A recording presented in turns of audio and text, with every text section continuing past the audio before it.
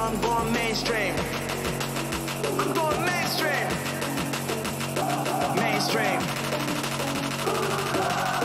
Flow like water, so I'm going mainstream. Yeah.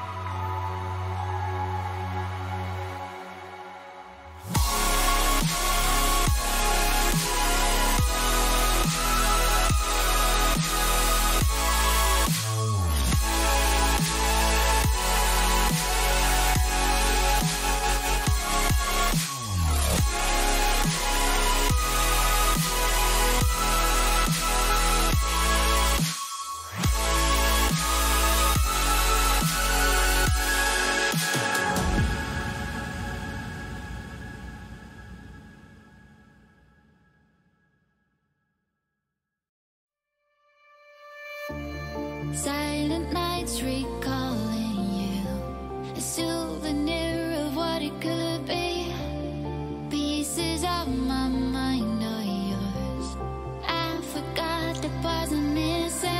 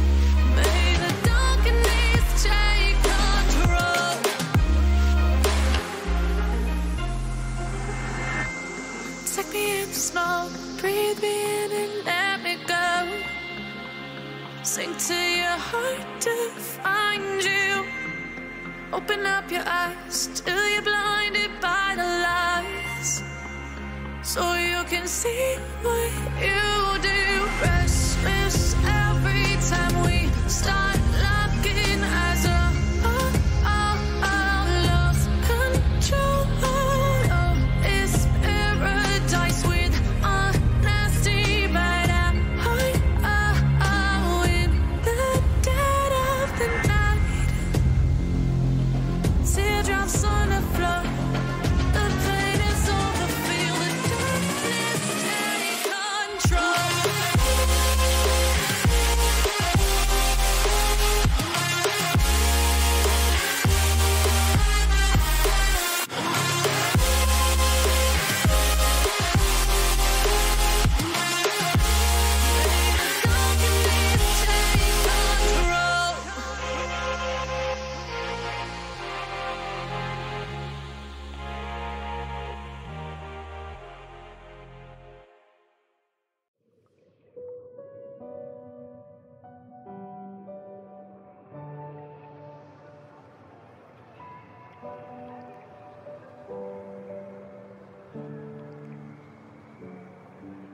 the fire makes the city look so bright. Close your eyes and just stay tight. We have to go. Stay with me while we leave. Don't worry, just believe me. This journey will relieve us. Stay with me while we leave. Stay with me while we leave. Don't worry, just believe me. This journey will relieve us. Stay with me.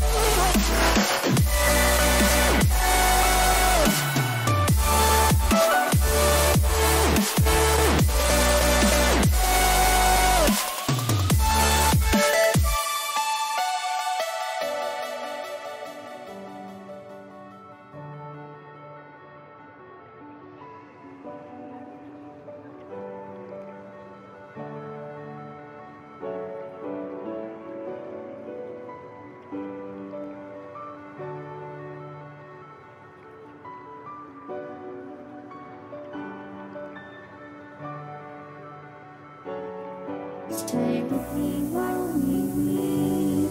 Don't worry, just believe me. This journey will relieve us. Stay with me while we leave. Stay with me while we leave. Don't worry, just believe me. This journey will relieve us. Stay while we leave. Stay with me.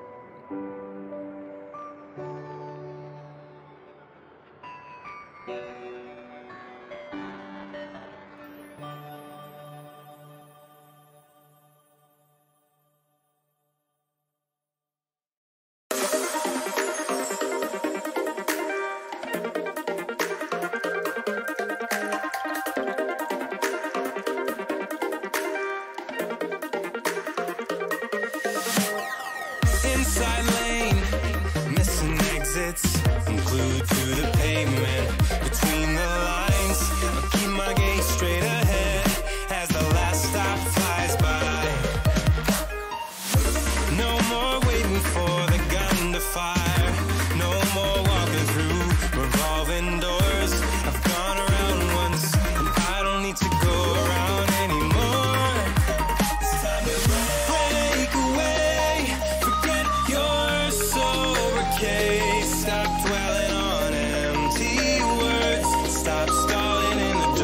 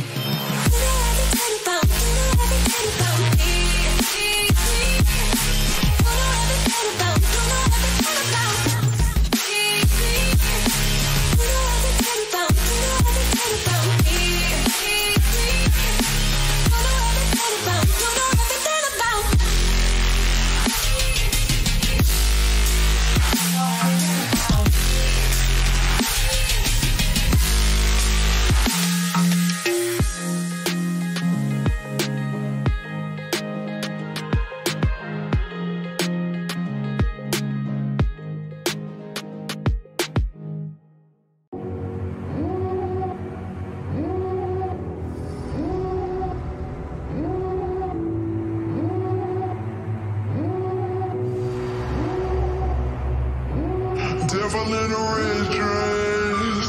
Call 911, I'm a killer. You know I hate to confess. Bang, bang, got my hand on the trigger. The devil in a red dress. Call 911, I'm a killer. You know I hate to confess.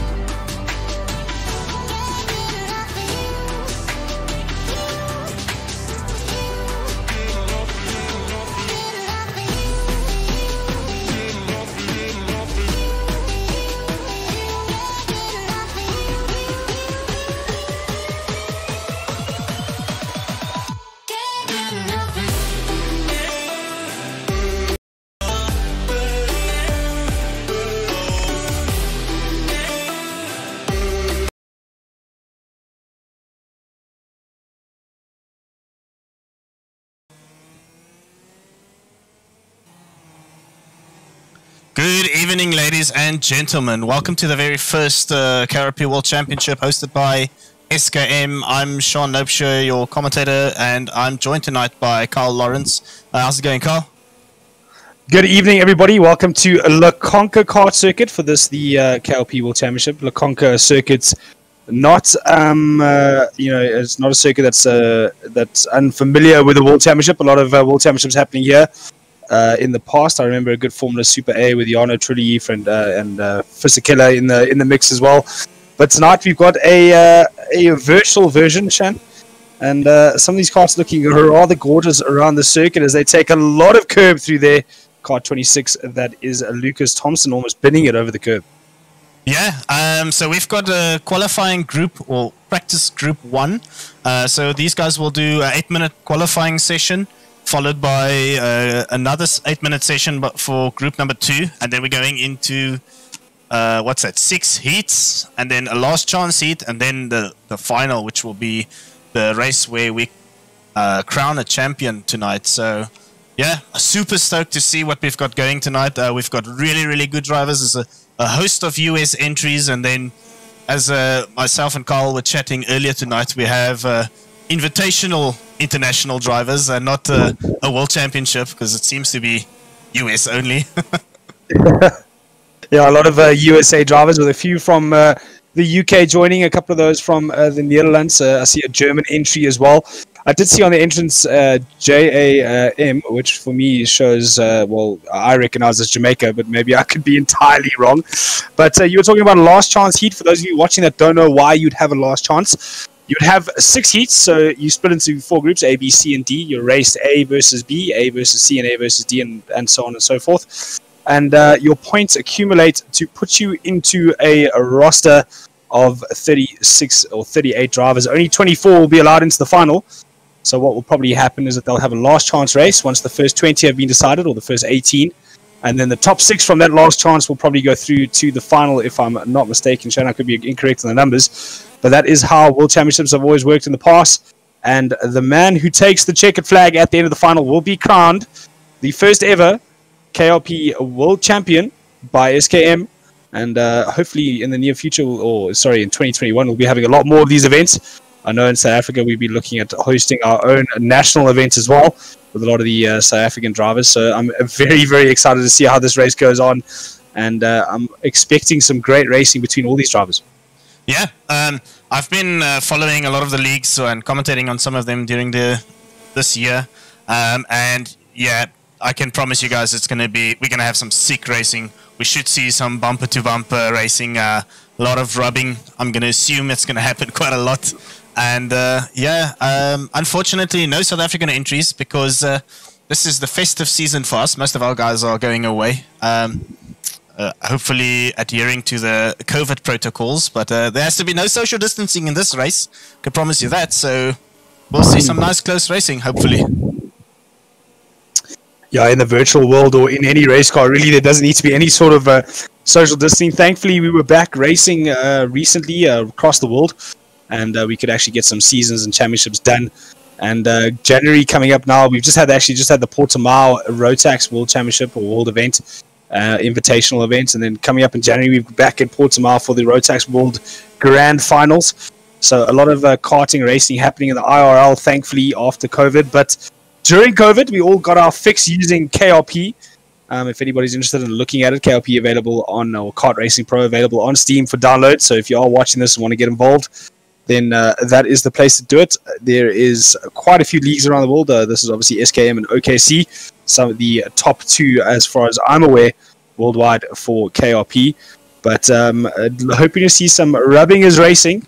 Karting is, I know, a contact sport. I've done it for 24 years of my life here in South Africa and a couple of times in international events. And I saw in the chat a lot of the US drivers speaking about the Super Nats, which take place, I think, if I'm not mistaken, in Vegas every year. One of the biggest karting events worldwide. So a lot of these USA drivers, also IRL drivers as well, and I'm sure most of the fielders. So a lot of experience for all these drivers in the IRL as well as in KRP. So expect to see some late lunges, some last-ditch efforts, especially as we head into the final, because the man who crosses the finish line right here now, in the final, on the final lap, will be crowned the champion. Yeah, so just a quick one. I just got a message from one of the organizers, Ian. He just informed me that there will only be one qualifying group because some of the guys had to withdraw at the last moment. So the group is small enough to get them all on the grid. I think we are, high 20s on the track. I'll check. There's lag. That would be somebody joining the server. So yeah, we'll only have the one qualifying group and we'll go straight into heats after this then. So that's going to be super exciting. That's actually going to give us 8 minutes back of just watching guys try and put in the best laps. And so this is going to be sick. Kyle, why don't you chat us through how these karts work? Well, this is the Yummy Readster, so based on the Yummy DVS version of their motors. So worldwide in the WSK, which is the only recognized karting world championship, the WSK, they use what is called the OK system. So it's OKJ for OK Junior, and then DVS or OK Senior for the senior drivers. It is they've gone away from the button start to the recreational karting like Rotax Max Challenge. It's a direct drive engine. You got to push to start it. It's got a little bit of a decompression valve to assist with that. So and on the back there you see a nice little yellow knob. That is your power valve. So that creates increased power of the motor through the rev range. So it'll open up higher up in the rev range to give you a little bit more top end. Similar to those who, for those of you who don't know karts, similar to a Honda Civic. But these karts are very difficult to drive. A lot of the soft compound tires. very, very quick for a single geared kart. They run very close to what the KZs, which is the gearbox karts, they run very close to those lap times. But it does allow for some very close racing. Worldwide, though, this sort of kart does run in a series where the engine manufacturers is open. In this series, though, we are using the Yami Reedster motor. But during the WSK, they would use the Vortex or Maxter or any other manufacturers allowed into the series. TM as well, doing very well overseas. But tonight, we are using the Yami Reedster. You'll see on the radiator on the left-hand side, it's a water-cooled engine. You'll see a little flap there to allow drivers to control the temperature. Whoa, massive lag spike there for kart number 9. That's Bull Wright from Formula Kart Sim Racing, upside down on his pip there. Unfortunately, getting a bit of a lag and driving it into the fence. Not what he wants to do in the race, I would assume. Yeah. So you need to speak to your internet provider then. Maybe just up the service for tonight, bud. So it seems like we're at the end of qualifying. Most of these guys will just finish up their laps. I will pull up the screen to give us the timings, and then we will see what's going to happen. Who's got the quickest laps? I don't always trust the HUD on our right-hand side because it doesn't always give us the correct order. So we'll just wait for everybody to finish up their laps, and then we'll... Oh, okay, that's qualifying completed. So give us a second, guys. Let's open this. Here we go. So Serenetti takes pole in qualifying. I guess it's... Yeah, this is just to get the positions sorted for the first heat, right? Yeah, so qualifying will be your positions on the grid for your first heat. It's Alessandro Sonetti on pole, just ahead of Ben Hamlet. Look how close those times are, 46.8 to a 46.9. Just behind him, though, it is Corey Hyatt. Corey Hyatt from Hyatt Design Motorsport there in third place. Lucas Thompson, Leon Rillet. And in sixth place, we have there Max Tad and rounding out the top 6 there. Yeah, so we've got... Let's just quickly see. Okay, everybody's disconnecting. Just want to make sure that I'm going to be on the correct server before we go and just sit here and wait for them. And, and then we missed the actual race. So let me just quickly double check. This is on server 1. So we'll see the guys rejoin. Yeah, that should be correct. So we'll see the guys rejoin now and then should be good to go. Yeah, something we don't see very often in Italy is the 25-degree track temperature. Although in December it is their summer, so I mean it is their winter now in December. So we had to see 25 degrees on the kart circuit. But nice thing about virtuals is we can change the temperatures as we see fit. You'll notice a lot of these numbers though are very much non-selected, so it's not like they chose their own number. A lot of these numbers are how you are grouped throughout the season's racing with OKC and SKM. So that is how the numbers are given out. Nice to see drivers with numbers like 34 Max Tad up there in the front. A privateer from the UK. Yeah, a lot of these guys, they only joined in on the seasons closer to the tail end of the year, so they did like 1 or 2 rounds and then obviously missed a lot of the placement or number placement of the season. But I think, if I'm not mistaken, number 37 of Ben Hamlet, he's a seasoned veteran in KRP. Just decided to make a comeback for this event, and as you could see, was one of the guys right in front. So nice to see people making a comeback. Obviously, maybe the wife said to him, "That's enough KRP for now. Let's spend some family time," and now she's giving him a bit of leeway. Festive time, so. Maybe who knows. Or maybe work commitments, but we'll see how it goes. But the government at home giving him the time to come and join us. We're talking at 9:45 in the evening here in South Africa watching the racing, but a lot of the guys in the US will be midday for them. Those in the European countries will be around 9:45 or 9:45, I think, for them. So a nice early night for them. It'll be a nice late night for us though. As we wait for the start of the first heat races. Shan, you were saying there won't be any group racing because we are down to 20 entries, if I'm not mistaken? Yeah, something like that. So we'll be going into the first heat. There won't be another qualifying practice group. That's how I got it. So I think they might just reduce the amount of heats that we've got going tonight. Yeah, and then obviously no last chance, or how I know it's a rapid charge race. Because there are 20 entries. I mean, there's space for 24 on the grid, if I'm not mistaken. We are just waiting for them to come back into the server or get it all right. Dylan Donasi, Vortex Esports. I wonder if that is an actual supported by the OTK engine brand Vortex. It'd be interesting considering they are using yummy engines. And I see a lot of Vortex Esports here from the USA. See, my game just crashed, so that's fantastic. Give me a second. It's reloading. These things happen. First of the technical difficulties for the evening. It is virtual, so we do have issues like that. Thankfully, none of our wild lions that walk around outside our houses here in South Africa have eaten any of the internet cables, so we're good to go and we can do some commentary for you. Just a little poke at the guys there in the States, always thinking that we've got lions and elephants walking around. We don't. There are paved roads here for us. Don't you worry. Yeah, the lions walk next to the paved road. Yes, they are well trained. They walk on the pavements. Cool. So the game open again. I will do my screen share with you just now. Okay, so people are going to start. Obviously, they need to just make sure the quality times are correct and then get everybody in server. So we could just wait for them to jump on and then we can start going. I'm assuming being a direct drive kart, which means there's no clutch, we won't be doing any standing starts. It'll definitely be a rolling start for all these drivers. They're going to head into turn 1 at quite a speed though. And turn 1 is virtually flat out as far as I remember here at La Conca. This is the new La Conca, the updated version. The circuit was only given to the drivers at, I think you said 24 hours before the event. You couldn't practice on the track on your own in single player. You had to log on to the server when it was allowed by the organizers. So the amount of time allowed on circuit has been, restricted. But other than that, your setups are open. So you're open to change whatever you want on the kart in terms of setup, chassis setup, etc., as well as your sprocketing, because in karting, you are able to change your final drive gear to change the way the motor revs and reacts. So I think a lot of testing has been done over the last 24 hours.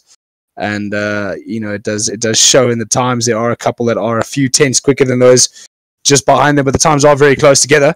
It is karting though, so we do expect to see that. It is something that you see a lot of in karting, and that is how close times can be together.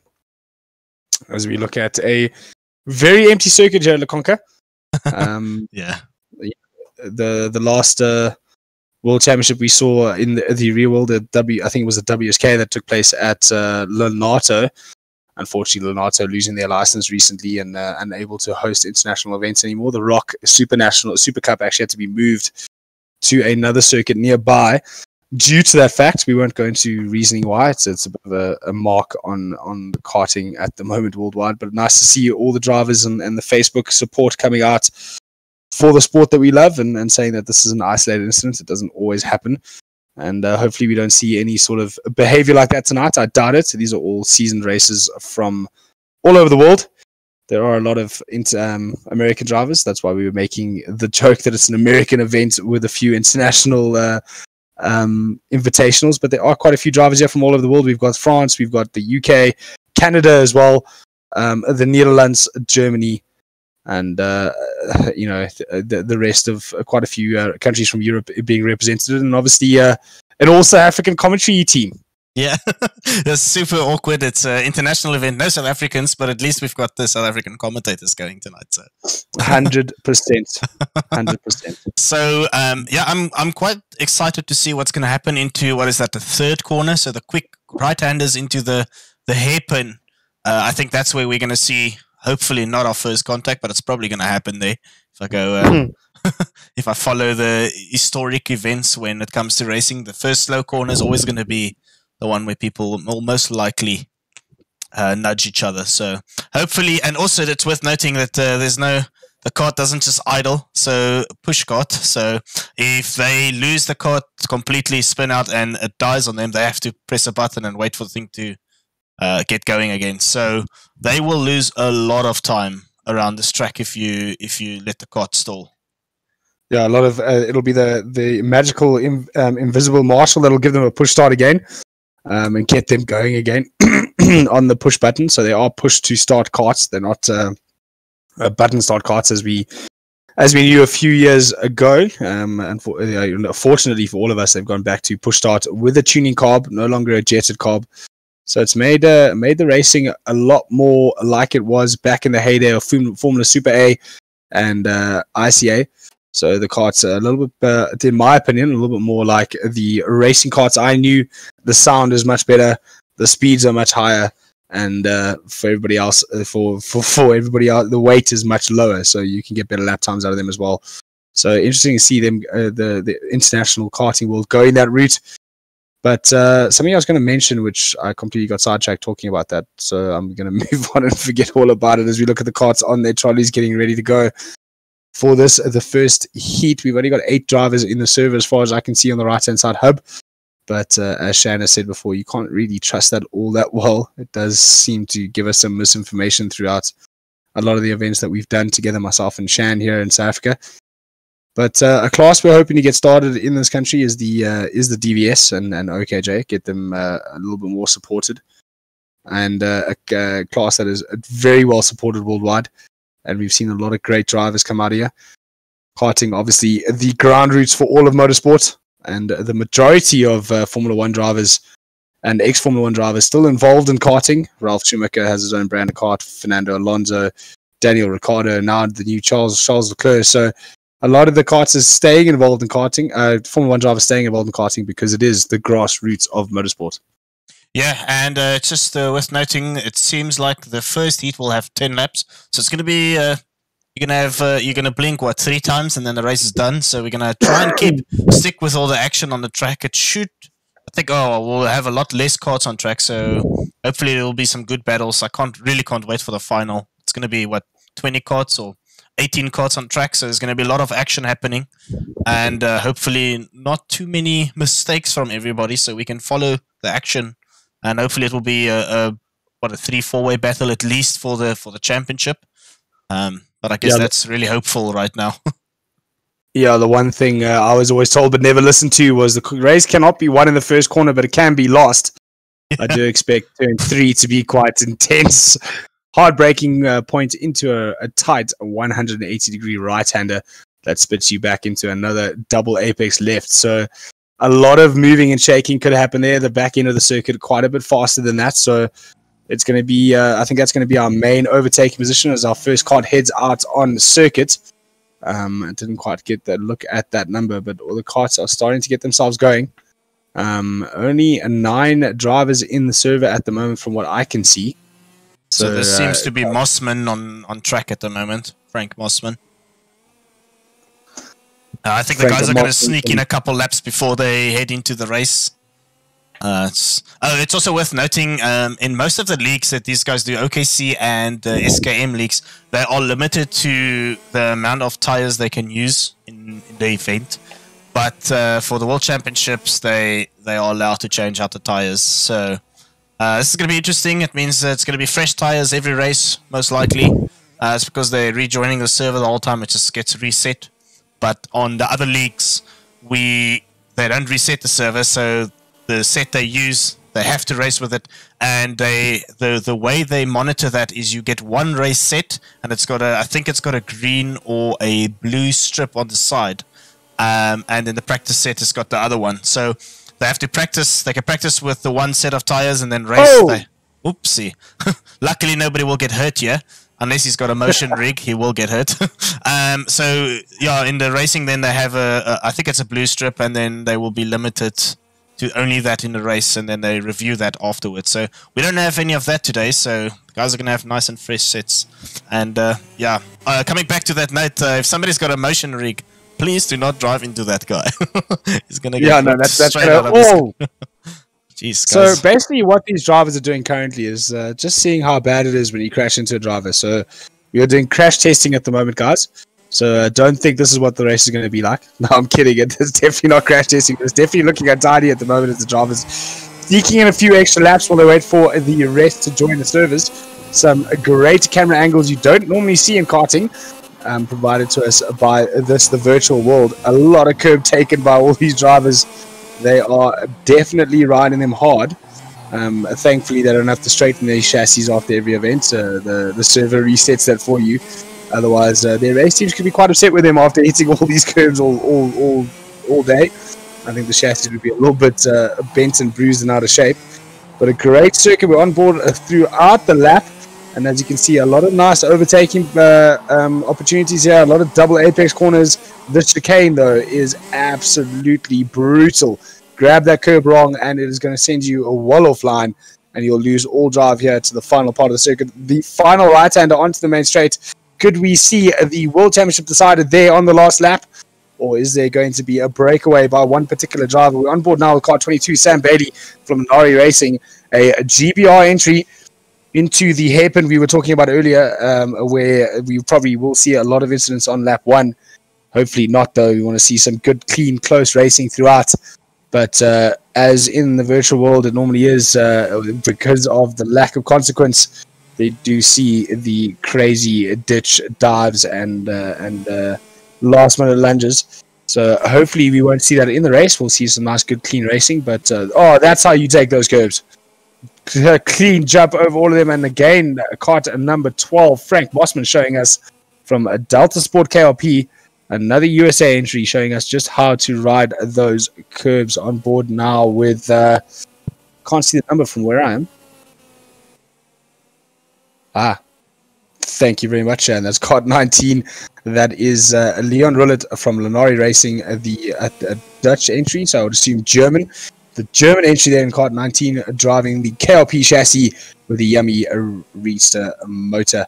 You can see there the carb sitting very low, very small carb, because it is a butterfly carburetor as opposed to the slide carburetors used on KZ and Rotax and other 1MAC classes. So a tuning carb, so you can adjust the air fuel mixture while driving. I'm not sure if in the game you can do it as well.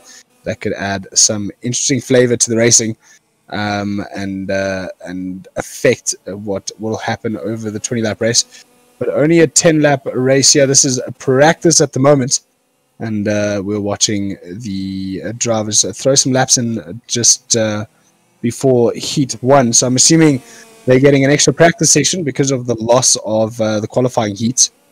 Yeah, so my understanding is before each heat, there's a 5 to 10 minute gap for guys to jump off of one server and jump onto the other one. So they'll be jumping between servers, and that just gives them enough time to get in, because sometimes the game does crash. But they will not wait. Once we hit that timer, the 5 or 10 minute mark, I'm not even sure which one it is, we're going to go straight into the race. So if you're not in there by then, that's very unfortunate. You miss out on potential placing for the final. Well, that would be very unfortunate.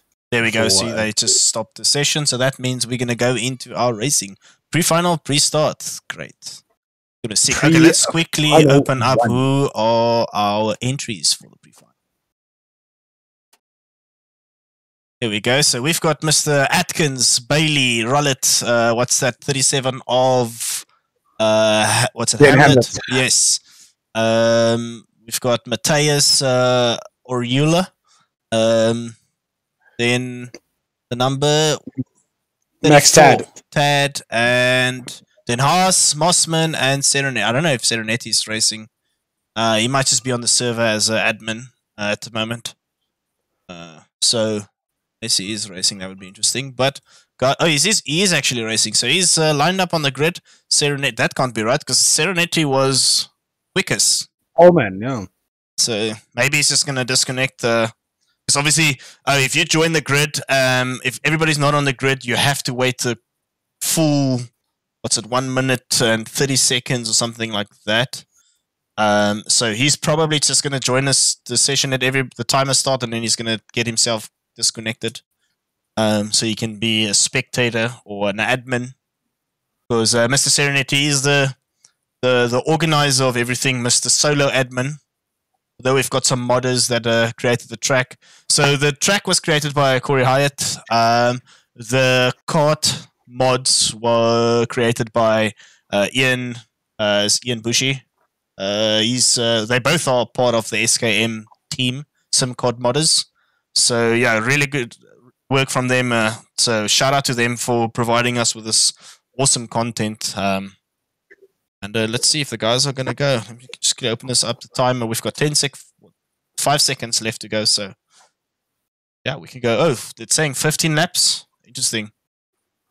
So, 15 lap first heat. So, we obviously are hosting heats here, because we've only got 8 karts on the grid.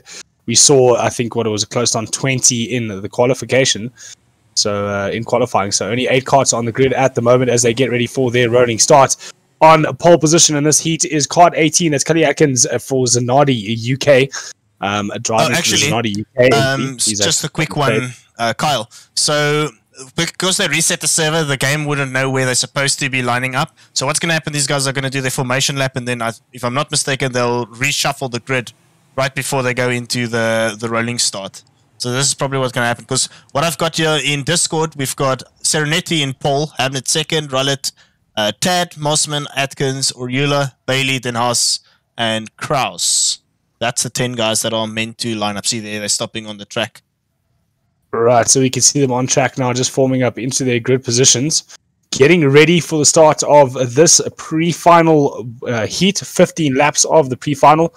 This will obviously give them starting positions for the following heats upcoming. We don't have a lot of information at our disposal at the moment with all the changes that have gone on. I'm just going to switch over to a couple of chats here, see what I got before we get to the start. But we are heading to the last part of the circuit, so not going to get any time to do that as they get ready. It's Serenity on the pole at the moment. Serenity, one of our stewards from that has assisted us with the South African events. He's just getting those tires warm, get some heat in those tires before we head to the start of this, the first heat of the KRP World Championship hosted by SKM, or brought to you by SKM. And we're heading around now to the start of this race. And I see CRG there at the back, number 11, looking very, very flashy as they get ready to go into their tram lines. You cannot break tram lines until the lights go out. You see them neat and tidy in their tram lines there. Serenity just feathering the throttle, getting ready to hit the gas when the lights go out. The lights are out and we are racing. It's a great start from Serenity. He moves right to the outside straight away. He's already got himself 3 car lengths as we head into the first part of the circuit. So managing to get a brilliant start. It might have been him fluffing that pedal that did that for him. And just behind him, it looks like Mossman there in second, third, and fourth place into a massive duel already through the double left-handers. And thankfully, Shan, it doesn't look like we had any issues through that menacing turn 3 like we thought we were going to be.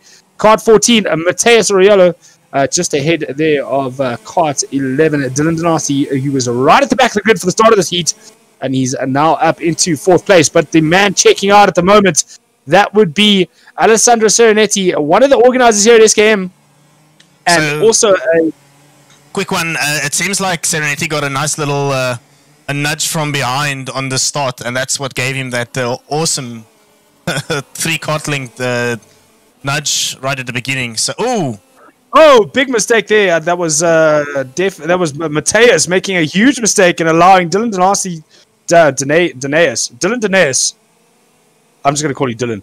Up into a 3rd place there. He started right at the back of the grid and has made some great movement to get himself into the top 3 of this heat. But big loser there was Mateus Arello, dropping himself right down into the clutches. Big moving between Leon Rillet. And it looked like, I didn't quite see the number of the kart that he was fighting with. Bailey. But Bailey himself getting a little bit close together there. Now Bailey coming under pressure there from, it's kart 37. That's Ben Hamlet. He makes a big dive down the inside. Unable to get the move done though. And kart 22, Dan Bailey keeping it in front of Ben Hamlet there on the end of that. I think was the 2nd lap.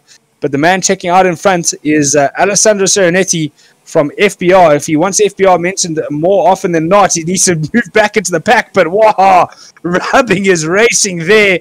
A block pass of note from Ben Hamlet, making sure he got the move done the 2nd time of asking. And he moves himself right up into contention here in this pre-final one. But under pressure at the moment, kart 14, that's Mateus. He's pushing hard to close that gap onto the front 3, but down the inside though goes kart 19, Leon Rillet, moving his way up through the field.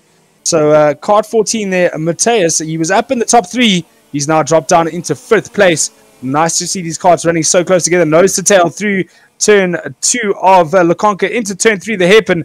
But it looks like kart 19, Leon Rillet with some serious pace in him at the moment. He's opened the gap up on Mateus and looks to be closing the gap down to, I think that's Dylan, just in front of him there. And just behind him, though, the veteran, Ben Hamlet, took some time off, brought himself back into it, And it looks like he's got some serious pace at the moment as well. Catching onto the back there of Mateus Marolo from Xenon Racing, the USA entry. Getting chased down by the British entry, Kart 37, Ben Hamlet from BHD. And he's made a massive move to get back. Probably, that was about 1.5 seconds. He's gaining 1 lap. Yeah, and he's so all quick. over the back of the now in the first section.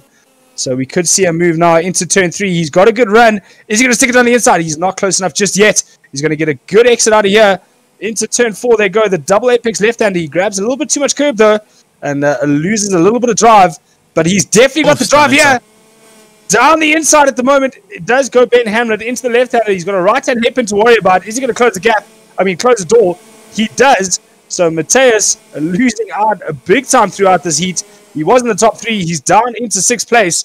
And it is definitely Ben Hamlet with the moving and shaking going on at the moment. Moving himself up through the field and onto the fight for the podium. Between, that is Kart 19, Leon Rullet, right onto the back of Kart 11, Dylan Den Haase. I'm going to get that right eventually, Dylan. Just drop me a message in Discord and tell me I don't know what I'm talking about. And I'm just going with Den Haase. I haven't seen any complaints from him previously, so we'll stick to Den Haase. It works. I think it's a silent D. Whoa, big mistake there. Was that Dylan that just went off the circuit? Dylan Den Haase. I don't know if there was contact between himself and Leon Rullet, but Dylan Den Haase is well off the circuit there into the Bundes. He's going to have to go and collect his $5 from the organizers for cutting the grass there. I think it was Mateus, number 14. Let's just go forward. Actually, it was Den Haase, you're right. Number 14 was at the back previously. So Den Haase getting himself a little bit of extra discount on his next entry for cutting the grass there, unfortunately. Whether it was Leon Rullet that caused that incident or if he just grabbed way too much curb on the entry. But he's off again, wide again. That's Kart 11. That is Dylan Den Haase. He had such a good race up until then into the top 3. Great battle with Leon Rullet, and unfortunately he's dropped himself well down the order. He's into 7th place now, just ahead of Max Tad, or better known by a screen name as Taddy. So Taddy moving himself up into 6th place. Kart number 22, Sam Bailey. Saw him earlier in the fight for position, but unfortunately having a bit of a lonely race down there in 8th place. But it is Alessandro Serenetti, the current race leader. Talk about checking out. Doesn't even look like he's putting in the effort into the driving there. Barely using any curb, just keeping it smooth and consistent. A man that's done a lot of racing in KLP and a lot of stewarding, managing to keep himself out of trouble as well, so he doesn't need to be in any steward inquiries either. But that red, black, and white card looking very sexy out there from FPO, and doing a great job. How sick does that look going through the chicane, eh? That camera angle looks so good. Insane. Watching these cars flex over those curbs. KLP obviously putting a lot of work into the behavior of the chassis. But under pressure now, Kart 12, Frank Mossman. He is in 2nd place. Where has he been the whole race? I didn't even know he was in 2nd place. Coming under pressure now from Kart 19.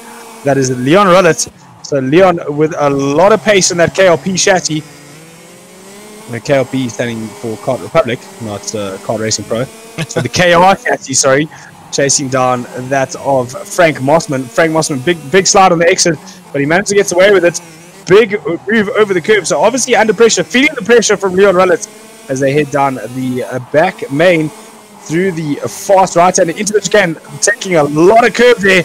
Not enough though from Leon Rullet. So he didn't quite get the gain that he wanted. He's obviously running a much smaller sprocket. You can see how quick that car is on the top end. He gets a great drive through the final corner, and he's going to out-drag that Kart 12 of Frank Mossman as we head back to have a look at... Oh, did he get the move done? Yes, he did. Kart 19 now ahead of Frank Mossman. Let's see if I was correct about the sprocket. Let's see what happens out of the hairpins. You can see Frank Mossman just got a little bit of drive on the bottom end, but doesn't quite have the top end that Leon Rullet has at the moment. So definitely a setup difference between these two karts, and Frank Mossman having to push hard to stay on the back of Leon Rullet there.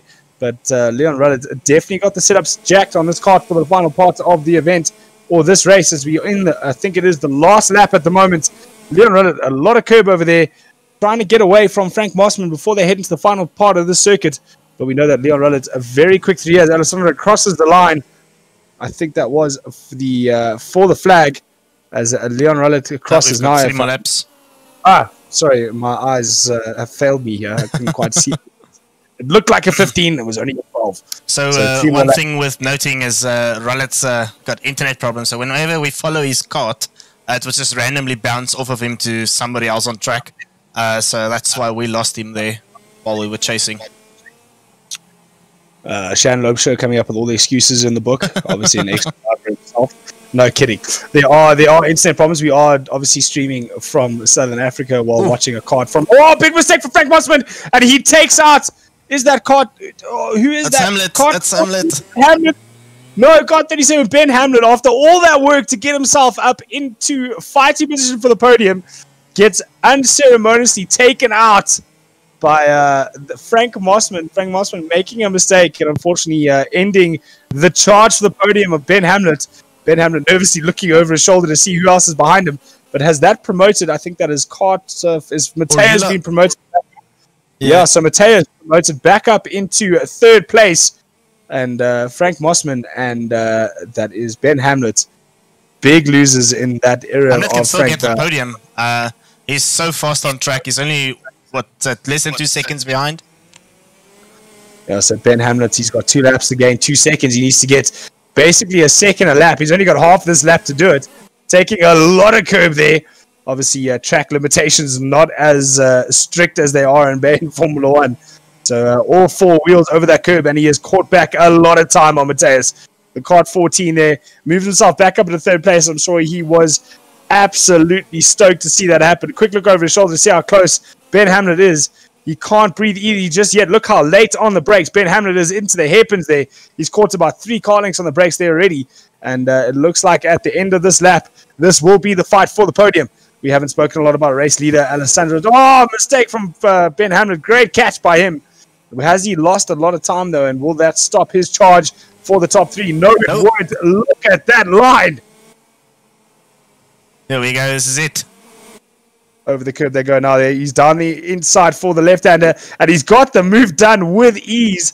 Basically, it looked like he was passing a junior kart there, the way he got that done. Great driving from Ben Hamlet there, and moving himself back up into the top 3 after crashing with Frank Mossman.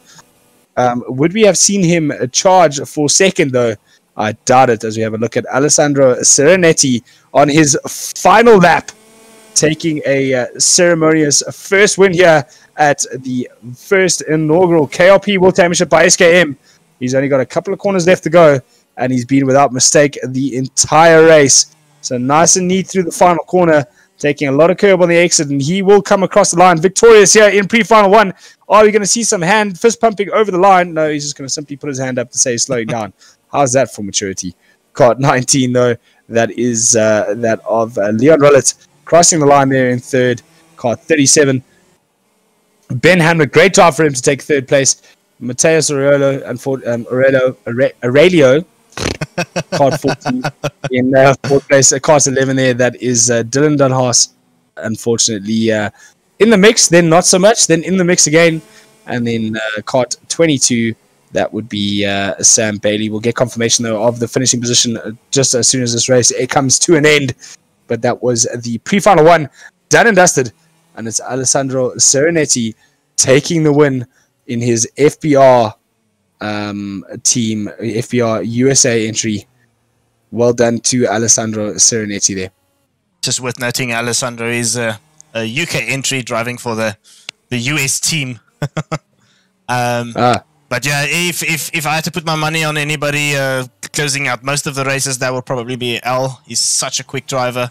He's so experienced in this game, and he's very, very fast. It seems like Hamlet was very close in second when it came to qualifying, so we probably expect him to climb up the grid when it comes to the final. It just depends on how well tuned he is for the final race. Let's actually check who makes it through into these heats, or from these heats. I'm going to assume it's a top 3. We've got 3 heats going, so yeah, it's probably going to be more, right? So it seems like they only posted 3 heats. Heat 1, Heat 2, Heat 3. So it's A, V, B, C, D, and then B, C. So shouldn't A race again? It should be A, B, C then. So it'll be A versus B, A versus C. And then C versus B, C versus A, B versus C. Yeah. So it's maybe they'll post the rest here, but I've only got 3 heats lined up here. So we'll see what's going to happen. We'll probably wait another 5 minutes for the next heat to start.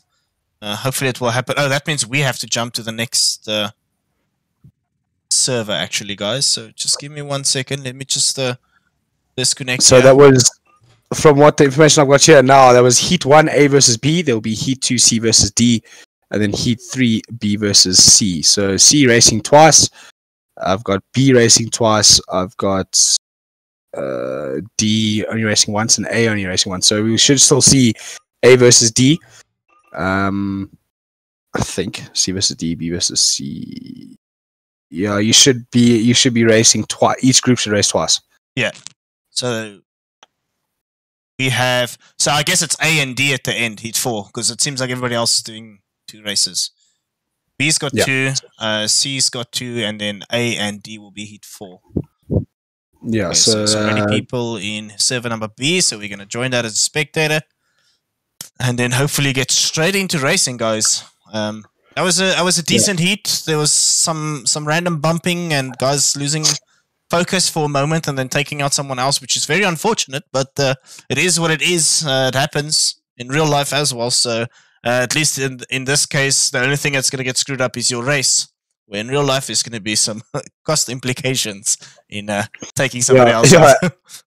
As a team principal, I'd be swinging spanners right now trying to get carts ready to go out again after crashes like that. But luckily for me, I'm a commentator tonight, and it's in virtual, so no work needed on the chassis to keep them going as we're waiting to sync into the server. So as per the information that we've been given here, this is C versus D. Corey Hyatt, Lucas Thompson, Pamp, Tyler Harris, Daniel Fellows. I think Tyler is our only female racer. Daniel Fellows, Bryce Stevens, Stephen Condor, Bill Wright, and Daniel Mollem.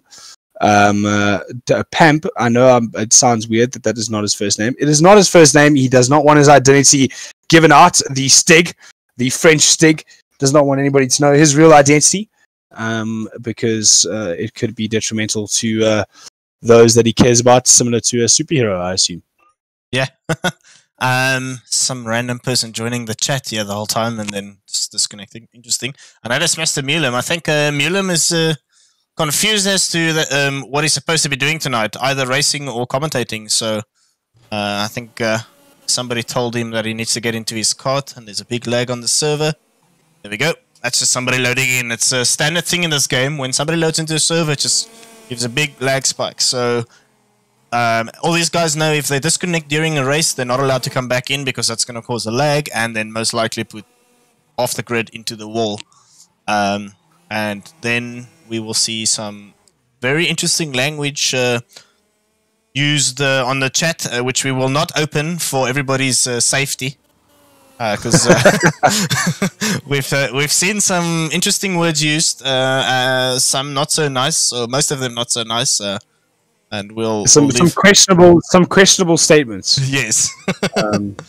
If hands are thrown at the Super Nats, we did see it start here at KRP. So if any of the newsgrooms would like to get in touch with us to find out what happened, we have all the information. We have screenshots saved. No, just kidding. It wasn't that bad. But on board now with Bryce Stevens from Xenon Racing, another USA entry. Whoa, a lot of curb taken there. Look at the airtime given.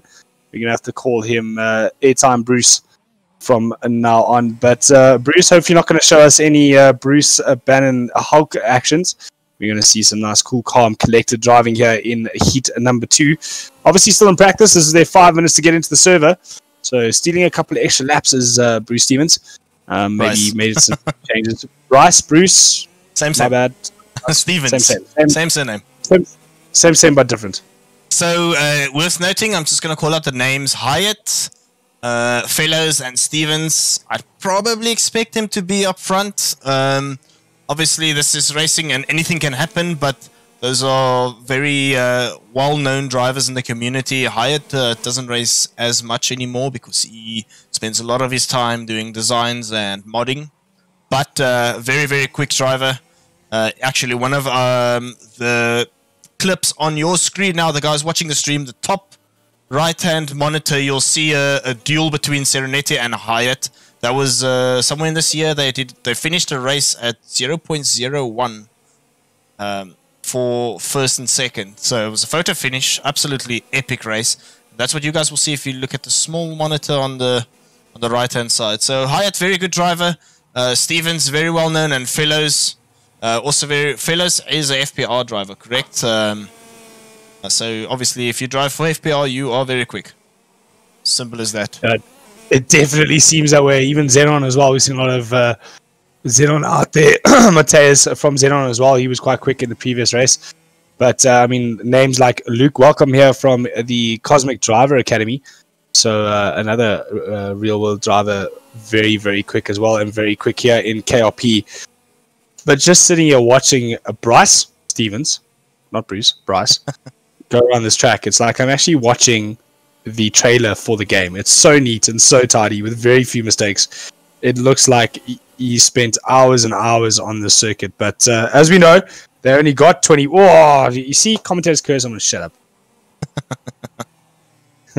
Kart 33 there. That is Pamp in his OTK chassis, I think that is. But from FRP. So another FRP driver, Pamp from France. So a lot of the European drivers racing for FRP, flicking that kart around to either get some grass on the tires or get some temperature in the tires, or just show us that he's not happy with his current setup. But definitely trying his damnedest to find some time here. We are going into a heat race very, very soon. And we will see, hopefully, some good clean racing like we saw in the first race. Hopefully, we don't see a runaway victory like we got from Alessandro Serenetti. And we see some dices up at the top end. And no mistakes in anybody's race. That's never something you want to see. Taking a lot of curb and some grass with him there to try and find as much time as possible as he heads to double right into this the right-hander, and then this awesome chicane. Over curb 1, over curb 2. That's probably the cleanest I've seen it taken all night from that of Pamp into the final corner. Big flick of the steering wheel to get the wheel up into the air. Karts have a solid rear axle, so the fastest way to get them to turn around a corner is to lift the inside rear wheel. Acts similar to a limited slip diff you would have on a race car or anything like that. So you have to get that inside wheel lifted to get these karts to turn, and you can see the chassis working very, very hard around this Leconca circuit. But that kart of Pam from FRP, it looks like that setup is bang on, and I'll be looking for his name in Discord to steal some setups from him later. So it seems like Pamp will be the mysterious driver. Should be quick because Pamp drives for FBR, so I have no idea who that is, to be honest. I have my suspicions, but I'll not say anything, or I mention a name who I think it is, and then somebody wants to kill me. So I'm going with Zenderuva. I'm going with Zenderuva. I think it's Zenderuva. For those of you that know karting, you'll know who that is. So yeah, driving for FPI, you must be one of the people that are very active in the community. So, like I said, I've got my suspicions, but we'll see. We'll see what's happening here. Pamp must be quick. He's got the right team. So, well, another FPR driver, Daniel Fellows, on the front row of the grid in his Burrell Art. So Daniel Fellows, probably also a very fast driver. He's on pole. He must be next to him. Bear in mind they have to swap positions going around the formation lap. 100% correct. So we've got Hyatt in first, actually. My apologies, you are correct. So Hyatt, Thompson, Pamp, Harris, Fellows in fifth, Stevens 6, Honda 7, Wright, and then Mulem. That's 9 karts on the grid. Like I said, Stevens, Fellows, really good drivers.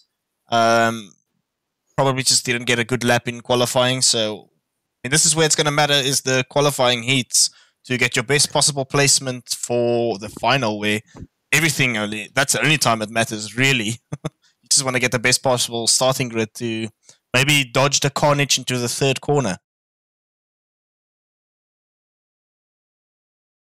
we called the carnage into the third corner in the previous heat, but it just didn't happen, did it? So yeah, I saw let's some keep carts, calling it. falling off at the back, but maybe that was just their own mistakes, because it didn't seem like there were a lot of people touching each other there. So, but we're gonna have a fuller grid going into the final. So obviously, carnage, it's gonna multiply. So let's see what's happening. Let's go to Hyatt if we can get on. Oh, that's not a great start from Kart 36 there, Stephen Condor. This is like almost driving himself over the grass and taking another drive out with him. But let's wait and see as they set themselves up for the start of... Oh, how professional is that? A hand up as he slows down. I love to see that in virtual racing. Try and keep it as real as possible. Hand up just to let the other drivers know behind him that he's slowing down, so you don't run into the back of everybody like Stephen Condor nearly did. Stefan? Stefan? Is it a Stefan? It seems like he's French. So maybe he's Stefan? It would be a Stefan, I think. A Stefan. Yeah. Same. I think about it. Stefan Esteban. Yeah, Stefan. So Stefan Condor. Did your name Stefan now? Get over it.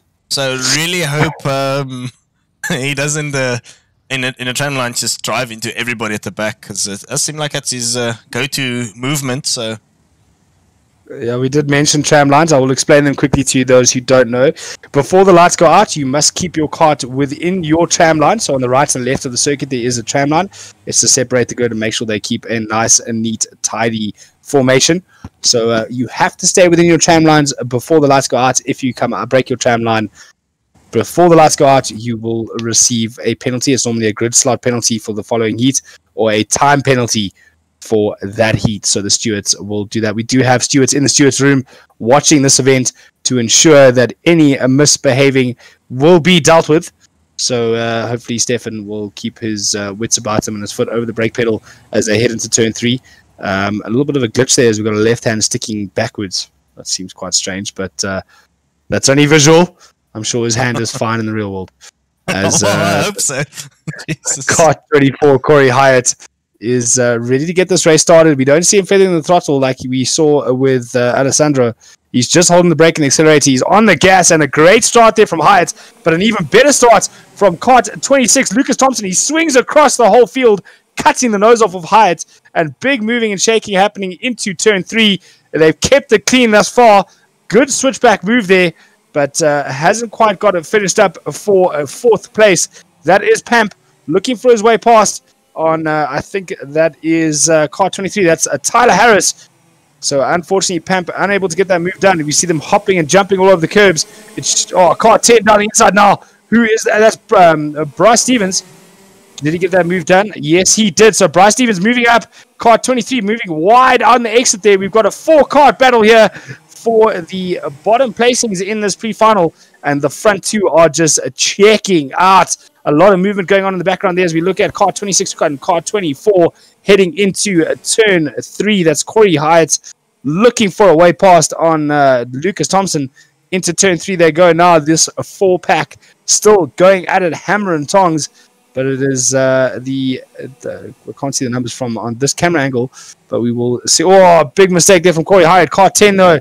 That is Bryce Stevens from Seven Racing moving his way up into 3rd place and holding at bay Pamp, but a big mistake though. Oh, I was incorrect. It just looked like they caught straight back onto 2nd place, but I was incorrect there. As we have a look here at Kart 33, that is Pamp from FPR looking for a way past on Kart 10.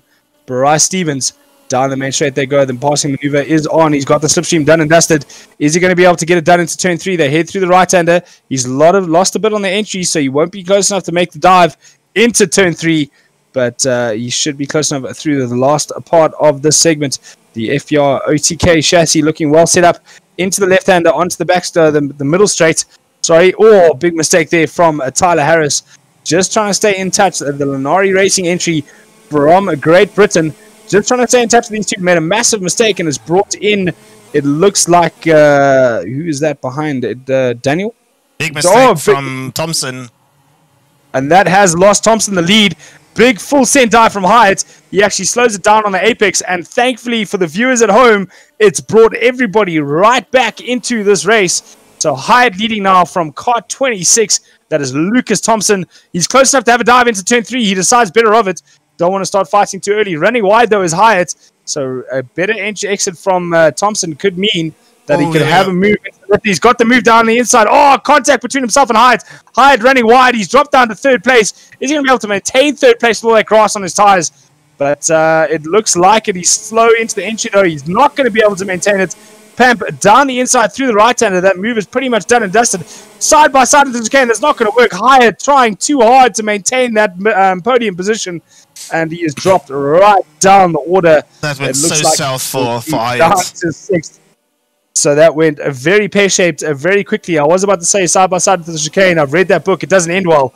And clearly Hyatt realizing that a bit too late. So the race is now on between that of Thompson and that of Bryce Stevens. Oh, big moves going on here through the hairpin. That is... It's only 9 carts, or what's it? No, 6 carts on track. And it's so busy. It's crazy. Yeah, I'm struggling to keep up here as we look at Daniel Fellows trying to move himself up the field as well. The Kart 8, I called him as one of the front runners. Look at this at the back. Oh, 3 abreast. 2 abreast again into the chicane. 2 into 1. Does it go? Oh, no. And wide goes Daniel Fellows. Unfortunately, that was always going to end in tears. You're not going to be able to get 2 carts through that chicane. But that is good news for Hyatt, though. It's moved him back up the order. I think he's up into 4th place and now just behind Tyler Harris. And we know Hyatt has got some serious pace on him. And bringing with him, though, is a Pamp. So Pamp should get his head down and get on the back. But a big break for car 26. That is Lucas Thompson making a massive gap on Bryce Stevens there of the course of only a lap. Running wide, though, car 23. That is Tyler Harris. So Harris losing a lot of time. That cart is all over the place. And that's brought Hyde right back into it. Around the outside of Tyler, he goes. Ooh, little bit of contact between the two of them. It doesn't seem to have bothered Hyatt. It's definitely bothered Harris. And Hyatt saying, come on, come with me. Let's go. Let's move forward. But Harris having on the inside there, make contact. The stewards are definitely going to be having a look at that. And it looks like Harris not going to need a penalty because it's given it to itself and stuck on the curb. So unfortunately for Harris, dropping right down to 6th. Also worth noting that 3-way battle between Fellows, Hyatt, and was it Bam at that moment? Yes. 2 FPR guys and then the Hyatt Design driver. Worth noting, Hyatt Design or Corey Hyatt used to be part of FPR, so it's technically 3 guys from the same team taking out each other. So interesting that he decided to do his own racing this year. Yeah, definite no love lost there between the former teammates, but big mistakes there from car 10. That is Bryce Stevens. I think he knows Hyatt is on the charge, but Hyatt got a lot of work to do, but he's got a lot of laps to get it done. They're only on lap, I think that is lap 8 of 15 or lap 9 of 15, so a lot of laps to get it done and get himself back up into that top 2 position where he was previously before that massive mistake from him and dropping him down into, I think it was 6th place at one stage. He's back up into 3rd. And if this is what the race is going to be like with 6 drivers on the circuit, imagine what it's going to be like with 18. I'm probably going to run out of a voice before we get there. But a great driving shown through all these drivers. Unfortunately, we've got a couple of gaps throughout the field now as Hyatt trying to get himself I'm just going to butt in here and facepalm myself, guys, because I just noticed that I've been on the desk screen the whole time. Although the racing was on the monitor, it wasn't full screen. So my apologies for that. The action was just too crazy for me to even think about changing the actual monitor at that time. So, yeah, that's a big oof from my side. So, for those spectating on Twitch, that was our rendition of a 1950s radio show. I hope our commentary was good enough for you to visualize the racing inside your head. At least they would have been able to see it. It was just on one of the TVs. Just the smaller version of it and not the full screen. So, yeah, sorry about that, guys. No, these things happen. It's been hectic. Shan Lobsher doing the best he can, running the entire stream by himself and still trying to sit co-commentary with me here at the KRP World Championship hosted by SKM. It is a difficult one. If you have a look in the background, though, Hyatt is definitely getting closer to that of Bryce Stevens, and that could definitely be a race to watch. The Kart 24 all over the back of Kart 10. Pampa has lost a lot of time on the two of them. So maybe a mistake from Pamp. Kart 23, though, that is Tyler Harris. We seem to have lost Daniel Fellows from the grid, though. So Daniel Fellows deciding he's out, he's had enough. And I think another entry that we've lost at Stevens, I think, has dropped out as well. So, unfortunately, nose cone missing, though. Whose is that? It's an That's the leader that took himself out. big mistake from Kart 26. The leader, Lucas Thompson, has made a massive error, dropped himself down to third. So maybe the nose cone in the circuit just distracting him slightly, and he's dropped himself well down to third. And we get to see this battle again between Hyatt and Thompson. Oh! Thompson almost taking out Hyatt there down the main straight. Maybe that was, we could call that a bit of lag, or maybe just some poor driving from Thompson. But Thompson's still very fast and still all over the back of Hyatt. But dicing amongst themselves is not what they need to be doing. They need to be head down and chasing down Bryce Steve. Oh, come on! Tag again from Thompson. The stewards really need to be having a look at that. It's happened 3 times in 1 lap. So Thompson just needing to calm down slightly there. And they can move themselves back into contention for the lead with Bryce Stevens. Running into the back of each other isn't going to help that at all as we look at the dust from Bryce Stevens after exiting the chicane. He's made a little bit of a mistake there, run wide, and has that brought Hyatt and Thompson back into it. The two of them nose to tail again as they head down the main straight. It looks like Thompson was looking for a way past, decided against it, came back right behind Hyatt, and that movement losing himself 2 car lengths on Hyatt. So the dive into turn 3 isn't quite on just yet. And hopefully they can calm this racing down, neaten it up a bit, and maybe find some time on that of Bright. Oh, slowing down though was Hyatt. Not sure what that was about. He actually relinquished the position to Thompson. So I'm not entirely sure what that was about. Maybe trying to think a bit of it and giving the space back Corey Hyatt so he doesn't get taken out by... no, there seems to be a mistake there with an issue there with Corey Hyatt's kart. Could he have run out of fuel? No. Oh, that's the end of the... No, that's the end of the race. Interesting. So it still shows 13 laps for us here. So the race has been ended. And it was ended early, prematurely, I think. Yeah, anyways, so that was it. That was a very action-packed race for the ending of only, 5 karts? Super crazy. Absolutely insane. I just want to give a shout out to InesJ22 for subscribing to the Twitch channel with Prime. Thank you very much. Appreciate it. Thanks for the love there. And hopefully you enjoy the rest of the Worlds. Actually, Joe, you're supposed to be racing, aren't you? He's watching now. He's supposed to be in one of the heats. Let me just check. Corey got a penalty. A 1-place penalty, avoidable contact. Just the FYI, I saw this on the Discord now. For Corey Hyatt. Yes. So penalty for Corey Hyatt there. What was the end penalty there? 1-place avoidable contact. Right, so the remainder of the heats have been brought up here. Shan, Heat 4, A versus D, Heat 5, A versus C, and Heat 6, B versus D. We head in now to Heat 3, B versus C. But before we get into that, I need to take a short break. I'm going to leave you in the capable hands of Shan. I will be back within the next couple of minutes. Yeah, cool. I'll read out the next heat in the meantime. And that means I actually need to jump to the next server, guys. Give me 1 second. While I do this...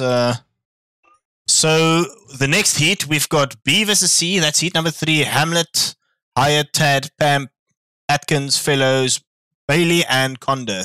It's an 8-man grid, or 8-kart grid. Hopefully we see the same amount of awesomeness. Maybe a little bit less of the bumping part of the racing. But really hoping to see something special in the next heat. This is this. We need to join survey. Unfortunately, due to the high amount of entries and the amount of heats that we need to do, they decided to pump or boost up 2 servers for us, and then we just jump between them to eliminate waiting time. Because what's going to happen is if we use the one server, guys need to disconnect, reconnect, disconnect, reconnect, and there'll just be a lot of waiting in between. So they've got like 5 minutes to jump onto the next server, and then we just take it from there. So yeah, guys, feel free to chat to us during the window of waiting for the next heat to start. Ask some questions, give some comments. We'll chat to you guys when we can, definitely in between races.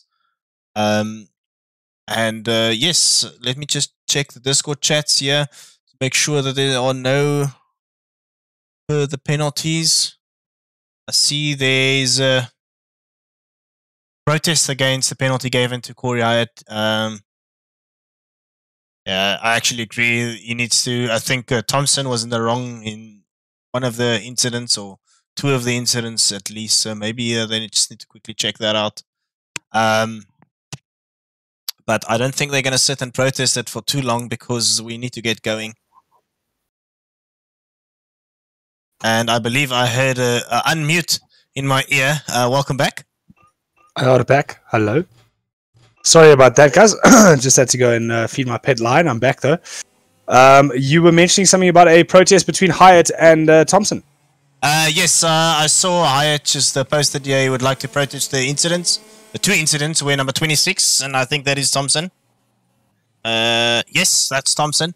Ran into the back of him mid-corner, and I actually tend to agree. He rammed him a couple times in that race, so that's definitely something that they will look at probably. The only thing it's just gonna change the placement for the heats, right? So will be one place in any case. So.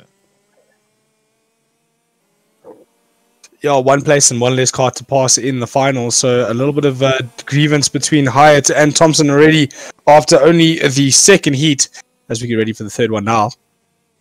But I do tend to agree with Hyatt. I didn't see anything out of order from his perspective.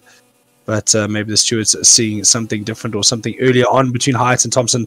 Maybe the first part of the race where they were together to try and do or racing for the lead. And maybe that is why we saw that driving from Thompson. But retaliation is never something we want to see in karting. So hopefully that wasn't what it was about. Kart 34 now. Max Tad slowing down for some reason in his Paralin. The only Paralin entry I've seen tonight from Max Tad allowing through Kart 18. That is Caddy Atkins, a Zanardi UK. Just being let through there by Max Tad. So Max Tad obviously wanting to follow a bit. Get his eye in for the race, see where a good place to pass is and where a good place not to pass is. So something we do quite often in karting, just slow down and let another driver through so we can chase. It does help bring the lap times down. You do tend to learn something new about the circuit. Each driver has a different line into every corner. So, way too much curb taken there from Max. Whether or not he's going to get it back on the circuit and out the wall remains to be seen. And I say that as he plows into the SimCard mod banner. So thank you for the punt of SKM there. That was some great advertising from you, Max, as we are right on board now with Caddy Atkins, the Zanardi UK pilot. Yeah, it's worth noting Carly almost never has the proper skins sent to us. I think I've commented it on one race where he actually had a proper livery loaded. So I don't know what's happening tonight, but he's driving with a completely white kart, and suit and helmet. So I'm just gonna call him the Stig from now on. That works. I would actually, yeah. So Kali, our resident Stig, out there in Kart 18 as we look at Max Tad looking for someone else to follow. Isn't he a Jamaican driver as well? No, I've got his UK. Yeah, well, his nationality is yeah, but that's I don't know. Carly Atkins, according to the Kart Racing Pro World Championship 2020 sheet that I have, is Jamaican. Zanardi UK. That's what he drives for, Zanardi UK. But unless Jam means something else, but in our world, that is Jamaican. Stop saying Jam, you're making me hungry. Getting ready now on the grid for the start of Heat 3. Where they are on the grid is not going to be their actual starting position. They are going to slow down. They're resetting because Atkins got disqualified. They're just quickly resetting, which will allow him back onto the track. Funny enough, these karts won't go anywhere because they don't idle.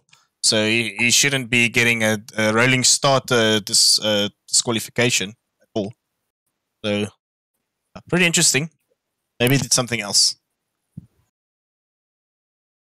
Okay, so let's just run over the names quickly again. Let me just open the sheet here.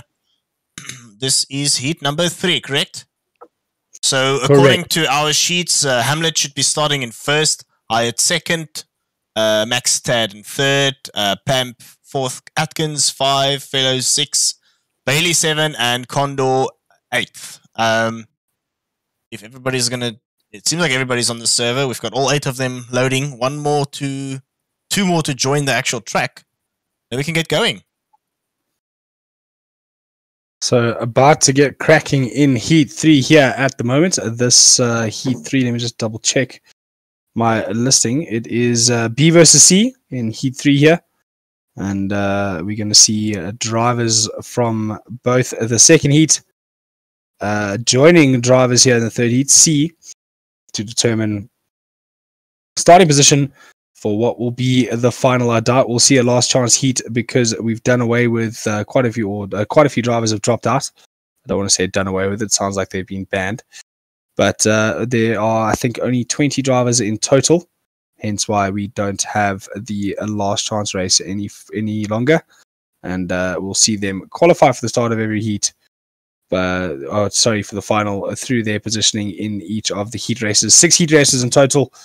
Allowing each group to race each other at least once, and that will give us starting orders. Yeah, I really want to get the heats out of the way. I'm so excited to see what's going to happen in the final. For some reason, I can join the media room. Somebody's saying, "Yeah, well, just don't join it." Ideally, yes, ideally. Yeah, ideally, just don't join it. Thanks for the follows, guys. We've got a decent amount of follows on the stream tonight. Seems like we're sitting at 25 viewers. Welcome to everybody that's new. Enjoy the commentary from myself, Sean Lopcher, and Carl Lawrence. We will try and cover everything. If I miss something, I'm going to use the excuse. It's already 11 o'clock in the evening here in South Africa. For the UK guys, it's quite early, 2 hours behind us. And the US boys, it's midday, so all of them are awake. I'm starting to fall asleep, but luckily the racing is pretty crazy, and that should keep me going for at least another hour and a half. Yeah, we've got a lot of racing still to go. So looking forward to all of it. Too bad we can't just fast forward to the final. But I'm sure we'll see some good racing throughout here in the heats, regardless as they get themselves into formation for the start of this, the third heat. 3 more to go after this, and we will see some. Then we will see the final and who will be crowned the KRP World Champion by SKM. Getting ready to go around the final corner now towards the start-finish line. Kart 37, Ben Hanlon on pole. We saw how fast he was in Heat 2. Let's see if he can get himself away here at the start. Max Tad just behind him. On the left-hand side, though, is Hyatt. We know how fast Hyatt is as well. So a lot of quick drivers in this group. As they get ready to start, we can see them holding brake and throttle, waiting for the go over the line. They're over the line. The lights are out. The foot is flat on Ben Hamlet. He crosses right over to the outside. And that has also brought Kart 34 Max Tad up into second place. Chris Hyatt already looking for a way past on Tad, though, going around the long way. Down the inside, though, into the fourth. Oh, contact between the two of them. Contact again between 3 of them. And that's taken 3 drivers out. Hyatt assuming responsibility, moving over early to allow the drivers that he made contact with through. But unfortunately, they have dropped well down the order. And that has promoted Kart number 8, Daniel Fellows, up into second place from quite far down the order. Ben Hamlet well off, checking out in the lead. Just needs to keep his head on screwed on tight there. And keep some nice consistent laps going, and he'll probably pull away from these two. We know how quick Corey Hyatt is, though, and we have seen some serious pace from Daniel Fellows.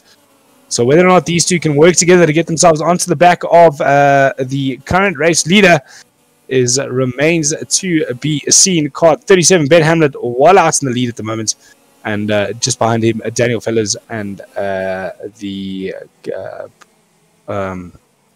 mind escapes me. It's last tied. Again, I'm using quickly, just interesting enough, in the league formats, they would have called a Battenberg and single file lineup to get everything reset because they were guys are all over the track at the moment.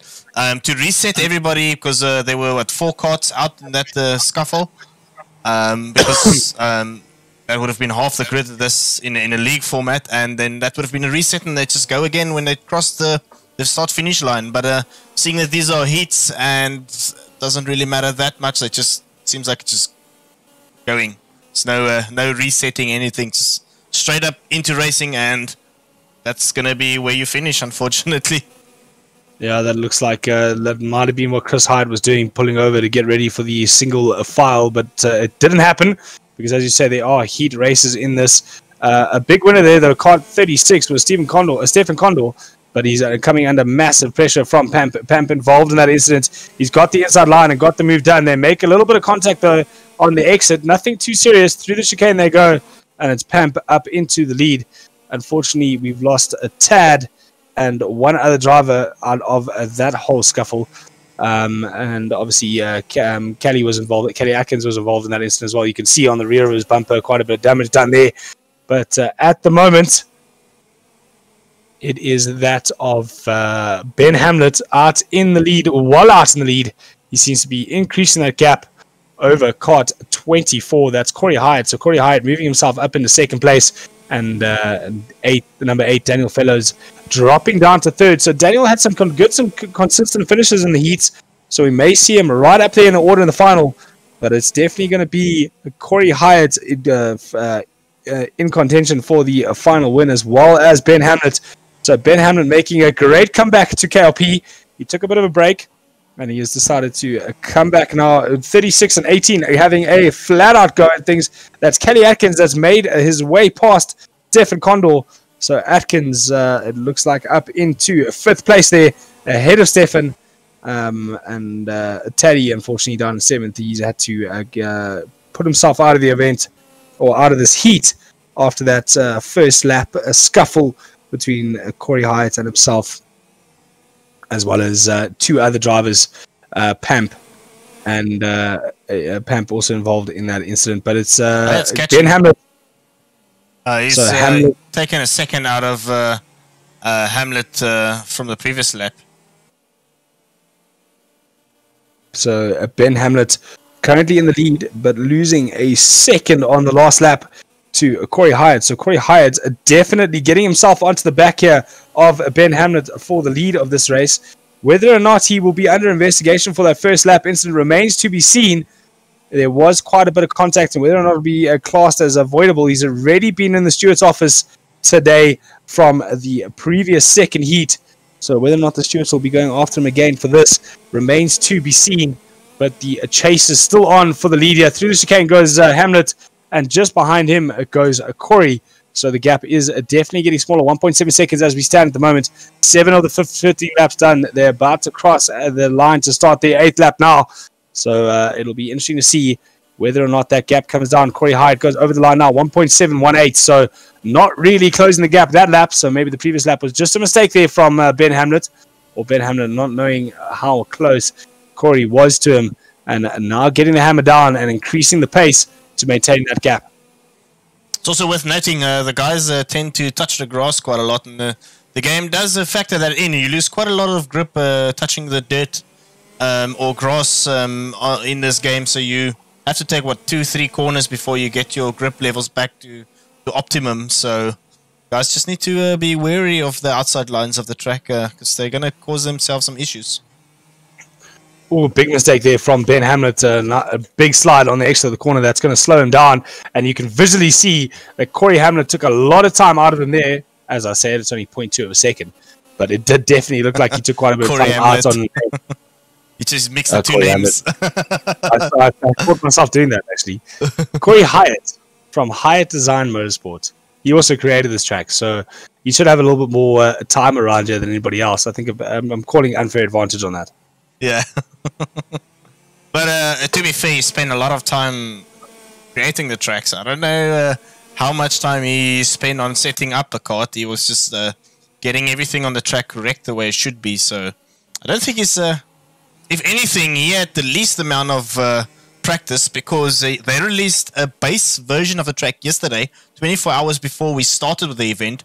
And all the exterior stuff that you're seeing, the banners, the pits, all that had to be added before the race tonight, and we only got that 2 hours before the event started. So If anything, he had the least amount of practice. That's what I'd say. Well, if anything, you only got it done 2 hours before because you spent the whole time practicing, not designing the circuit. That's probably Oh. true. Probably true. Maybe the track was already done. He was just like, no, JKing everybody. Oh, 18 and 33 have come together.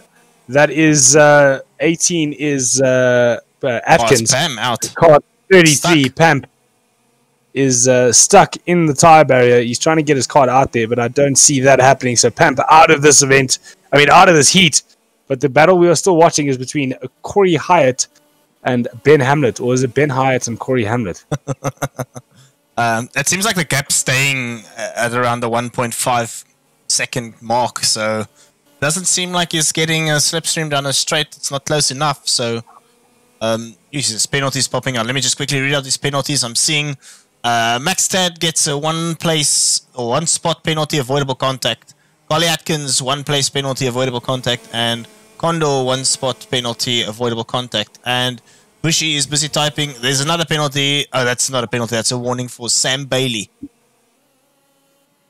This is the benefit of the multiple screens, Kyle. I can read most of the stuff while still doing the other things. Take lots closed, but couldn't get anything more. Yeah, Or Amazon Prime. I actually have more monitors standing here, but it's going to be a mission get everything set up.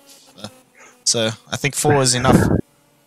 I think 4 may be enough. 4 may be enough there. But I don't have the role of operating a stream. That's all down to you. So I just need to do the commentary, which 1 screen is enough for. So I'm getting away with it quite all right here at the moment. Thanks, Shad. But definitely a benefit of having 4 screens. I'm going to switch back and forth between things. But I'll leave you to give me the information throughout the race as we have a look at these two out in front. The mayhem has ended.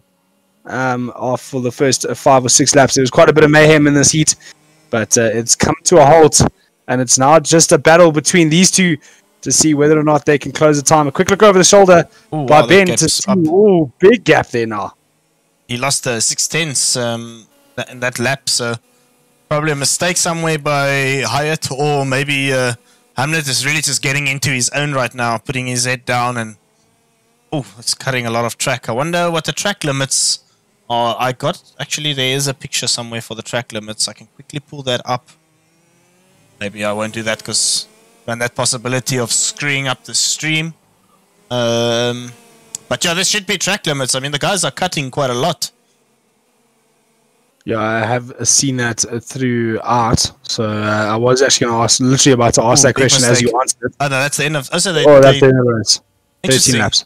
Interesting, yeah.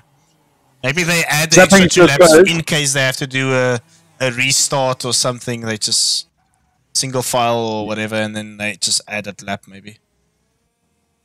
Yeah, maybe. So that brings to a close the 3rd heat. And our usual contenders up in front again, although we did see quite a few incidents throughout that heat. It'll be interesting to see what happens with the penalty. So heat 3 done. 3 more to go, and we'll head into our final race of the day. The winner of that will be crowned KRP World Champion at the end, as Kart 36 has a little bit of a lag moment and disappears into the floor. That means we have to jump to the next server again.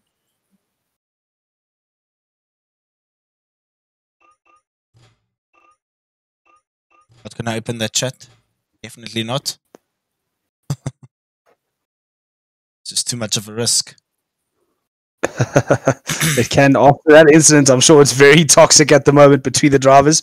The red mist has risen, I'm sure.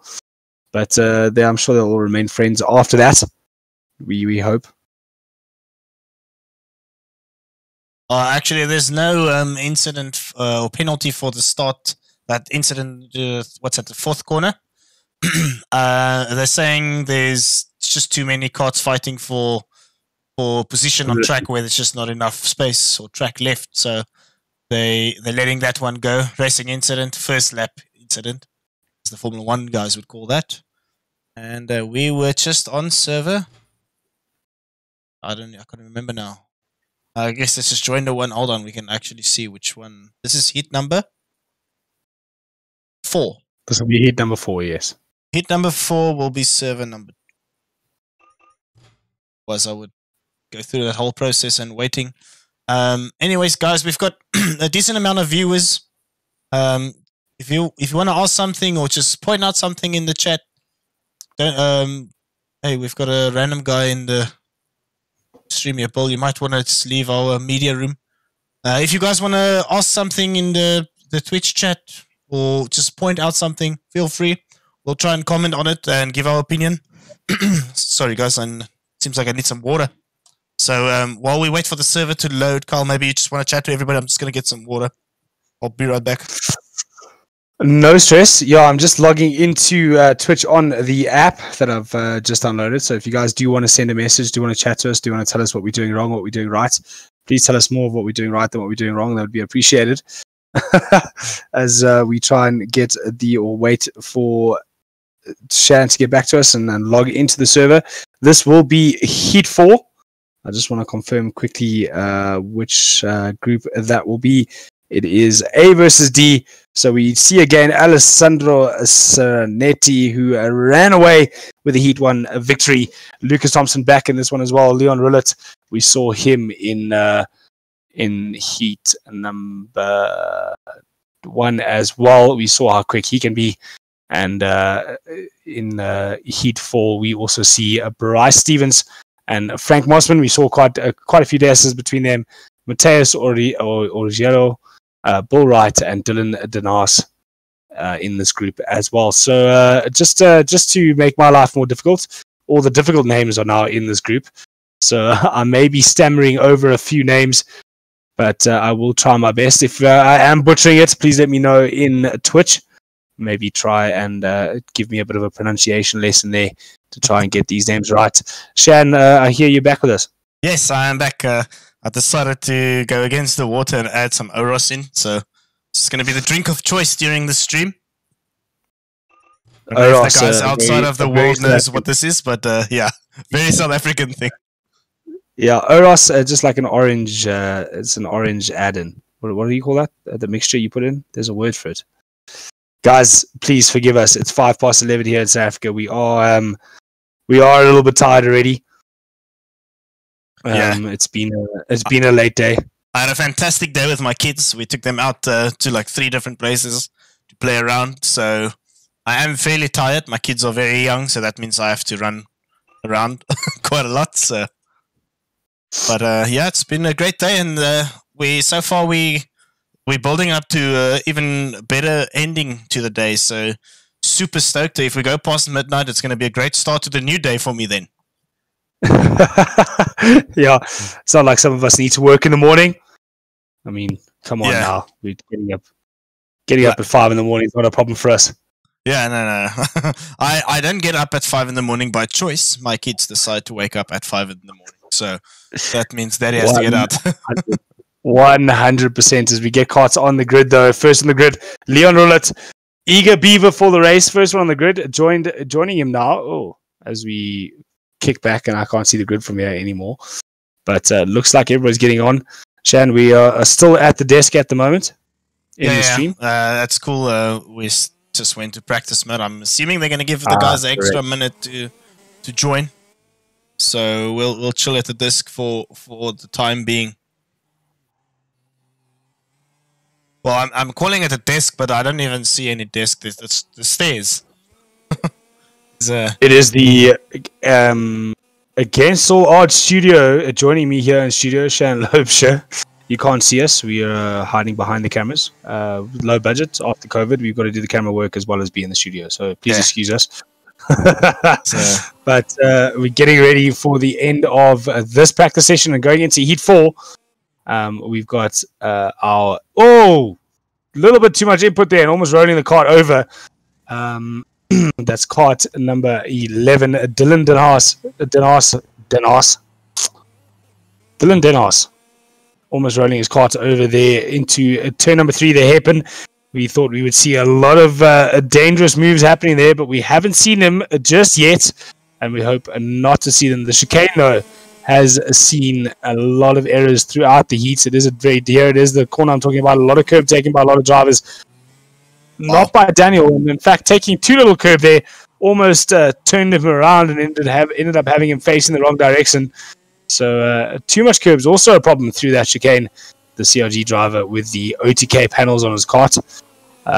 looking to get himself further up the order. He struggled in a couple of the other heats with pace, so it'll be interesting to see what he can do in these heats. A little bit of a lag spike there as more drivers join the server and causing some spinning out there. That is Kart 14, I think it was we were looking at. This is one of the drivers we lost in a previous heat. Kart 23, that is Tyler Harris from Lanari Racing, another British entry. Oh, too much curb taken there again, and almost turning that kart around. Talco on the back of that suit in the KR Kart, the Kart Republic chassis, one of the predominantly used chassis around the world, and they've had some great results, especially in the mini classes. And Kart Republic also doing a lot of manufacturing for other chassis manufacturers like Energy, for instance, and I think Paralin as well. Or Paralin doing a lot of manufacturing for KR and Energy. So we've seen a resurgence of the Paralin brand into world karting over the last few years as they come through. Oh, what shot! That's such a gorgeous shot that is, to see those karts jump over the curb. Now, what's really amazing is seeing the rear wheel on the inside of a corner really just spike up. It's really nice to see how they manage to simulate the real life setups of karts and how they do it, well, simulate most of it into what is a game. Well, some people call it a game, we call it simulation racing. It's really, really, really good. Most of the guys that jump in these karts from real life into the sim world are like, they really tell us, it's almost the same. The kart behaves a lot similar. Obviously, the only thing you're missing out on is the real life feel, but the way the kart handles and how you change, what you change on the kart goes over onto the track. It's really, really simulation. So a lot of these guys use it as practice because most of the world tracks are indeed here in the game, so they get a lot of practice. I'm going to change us onto our live view, or we miss that and commentate on a small screen the whole time. But yeah, we are hoping to get a lot more South African tracks going. We've been battling to get them going for us, but hopefully soon we'll have a big league in South Africa with all the South African tracks. As like most of these guys have all the international tracks on here, we're missing out on all the South African tracks. Yeah, something we are waiting for, but it is definitely a simulation. I used it before we went to the Rock Super Final 2 years ago with one of my drivers. He did over 1,000 laps at Lenato, and by the time we got there, I asked him if he needed to do a track walk, and he said no. He knows the track already. He doesn't need the track walk. He knows where he's going, and after the first 2 laps, he was bang on the pace. So definitely something that does help the young drivers, and I'll be using a lot of it going forward, running the Ralph Schumacher team here in South Africa. So we will be using it a lot more for our drivers. And it is definitely something I would suggest to those watching. If you don't have it, it is something to get a hold of. And a series popping up all over the world. And hopefully one main world championship for KRP will continue with the help of SKM and OKC. And we will see some of the world's top karters, IRL and here in KRP, battling it out for top honors. And hopefully we see some support from governing bodies as well, as we just wait for all the drivers to join us on the grid. Clearly, it's taking some time to get the drivers into the lobby, or sorry, into the server. So we're missing, I think, 3 or 4 drivers there at the moment. Yeah, it seems like the guys are having issues pressing go to track. Maybe the mouse fell off the rigs. So I'm assuming most of these guys actually sit in proper rigs. I would be very surprised if these guys just have the standard old school desk mounted wheel and on a wheelchair. You hit the brakes and your chair just starts moving back. That's how we used to do it back in the day. But most guys now have proper racing rigs. I'm going to assume they don't have kart rigs because it's not really... Oh, somebody got disconnected. Oh, a bit of a bumping and smacking going on there before they get started on the race. Let's not hate on those sitting in desks and office chairs here, Shan. No, I'm calling it old school, like the two of us. Yeah, OG. Yeah. We are OGs. I may build rigs for a living, but unfortunately I don't have one. Yeah. So I'm sitting on You can't. on office chairs and on my desk. I can't build them fast enough to get one built for myself, as we will see all the drivers get It seems like themselves. Rollet got a DQ here, by the way. So that's a big name missing in the fourth heat.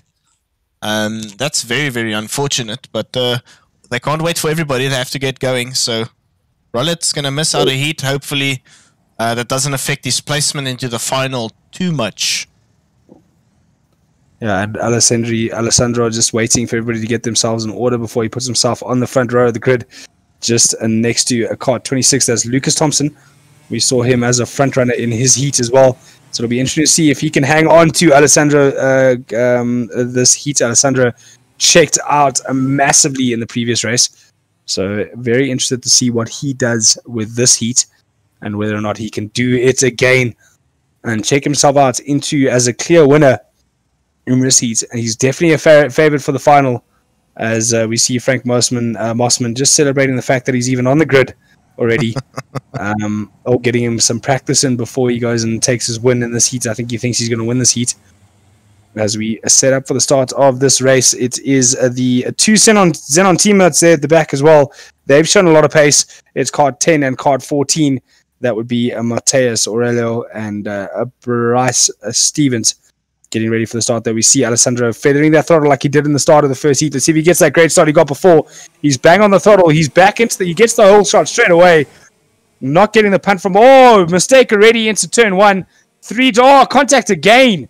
So we're losing 2 drivers there into turn 1. They are still with us on track. Not a big incident for them, but they've lost a lot of ground. And it looks to me to be the 2 Xenon drivers that I was talking about earlier. No, only one of them. Kart 10 still there. Alessandro under big pressure at the moment from Thompson and Mossman. They're staying right in contact with Alessandro as they head into the chicane. This is where Alessandro's been fast all day. Can he get the gap on them already? No, he can't. So this will not be a repeat of heat 1. Down the inside goes Thompson.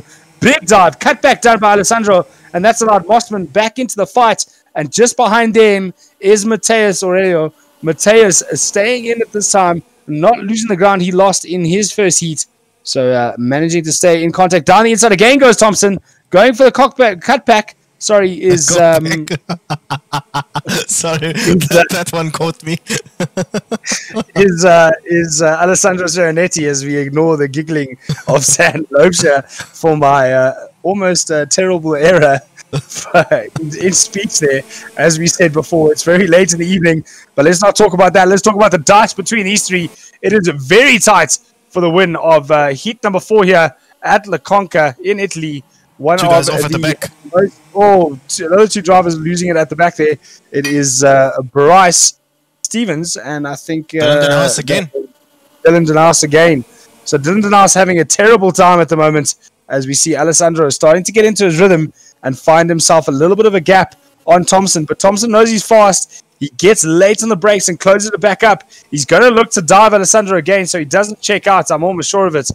But Alessandro, very neat and tidy through the majority of the circuit. Mossman just losing out a little bit, though, on the 2 of them. They're heading into another section where he likes to stick it down the inside as Thompson.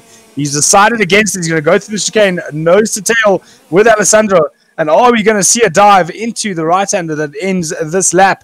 He's lost a bit of time to the chicane, so I don't think so. But he does seem to be a little bit later on the brakes than that of Alessandro. And Mossman just spectating there, hoping to pick up the pieces between these 2 should something happen. But Aurelio losing a lot of time on him now and falling into the clutches of, it looks to be Bryce Stevens just behind him.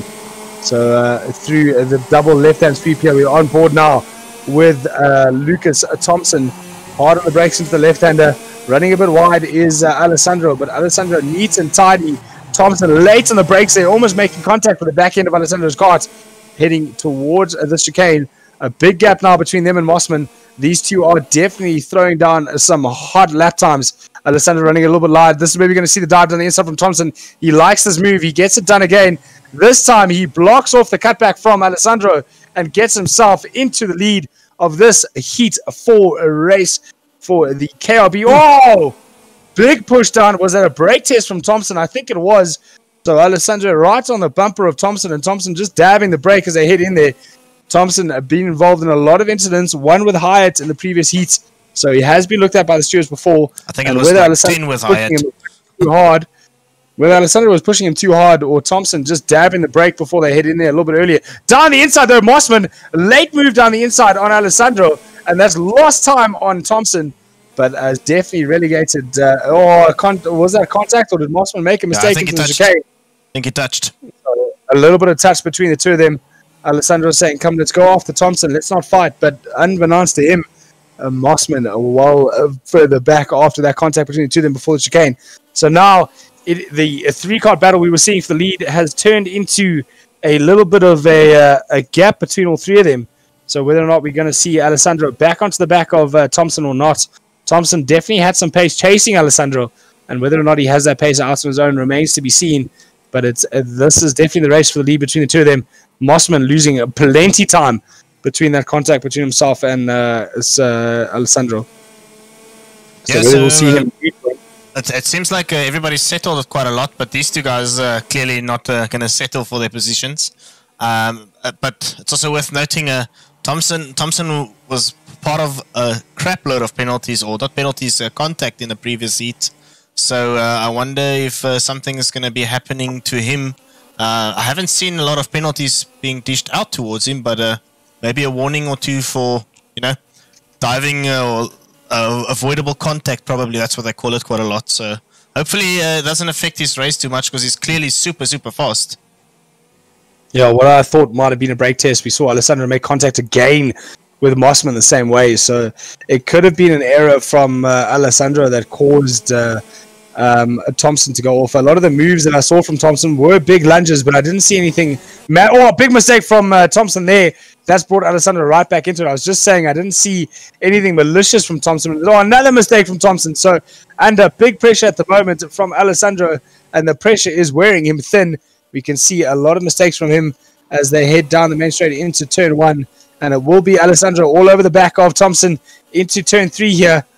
So whether or not Alessandro can get the move done as they head through the back part of the circuit remains to be seen. I keep using that term, but I'm struggling to think of anything else here at 20 past 11 here in South Africa. Down the inside goes Alessandro. He gets the move done.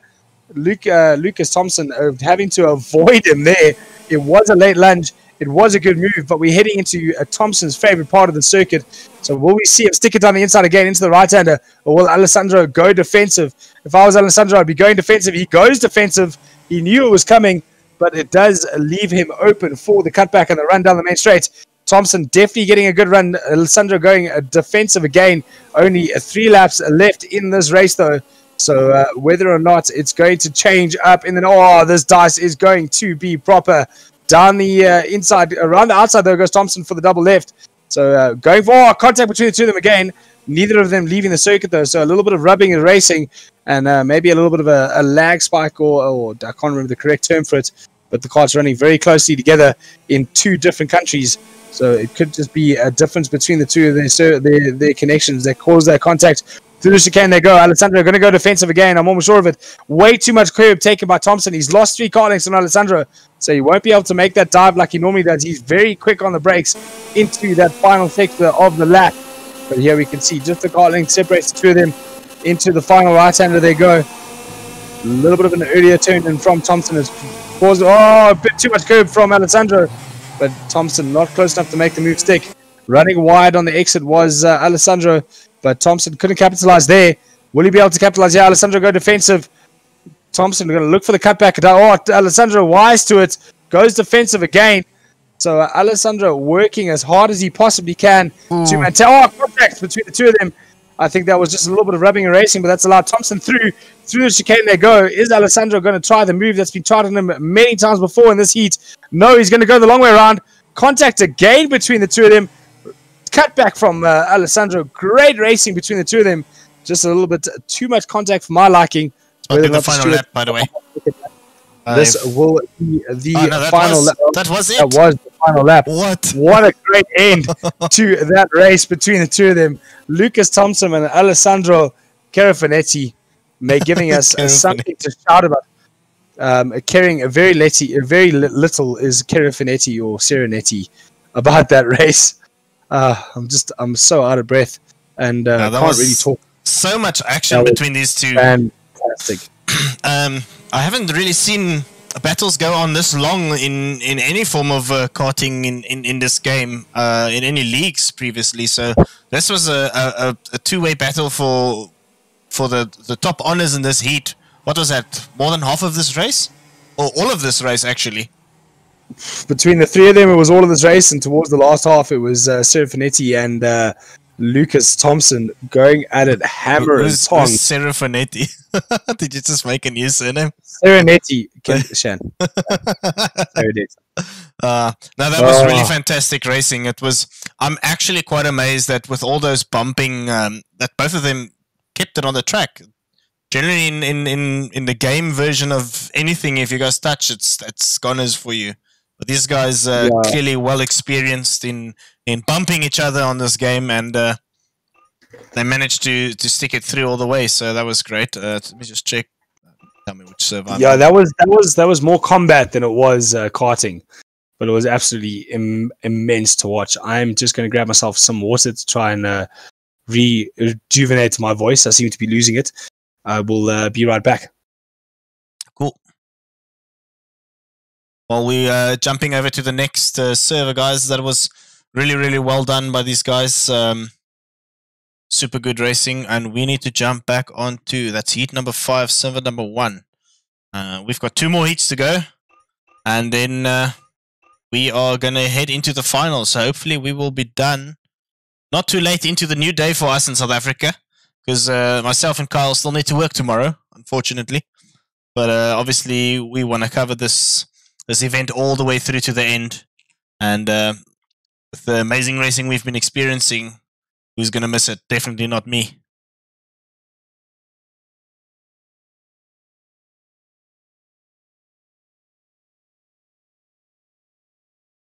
Just waiting on the server to load up. We are heading back into server number 1. Heat 5, and we are supposed to be doing 10 laps. Actually, we've been doing 12, but I think that's because the race starts and we do the reshuffle. So they take 1 lap. Yeah, that's correct. They reshuffle on the formation lap. The race starts on a starting or starting grid, standing start, but they use that as a formation into the rolling start. Don't really want to do a standing start with karts that needs to be pushed.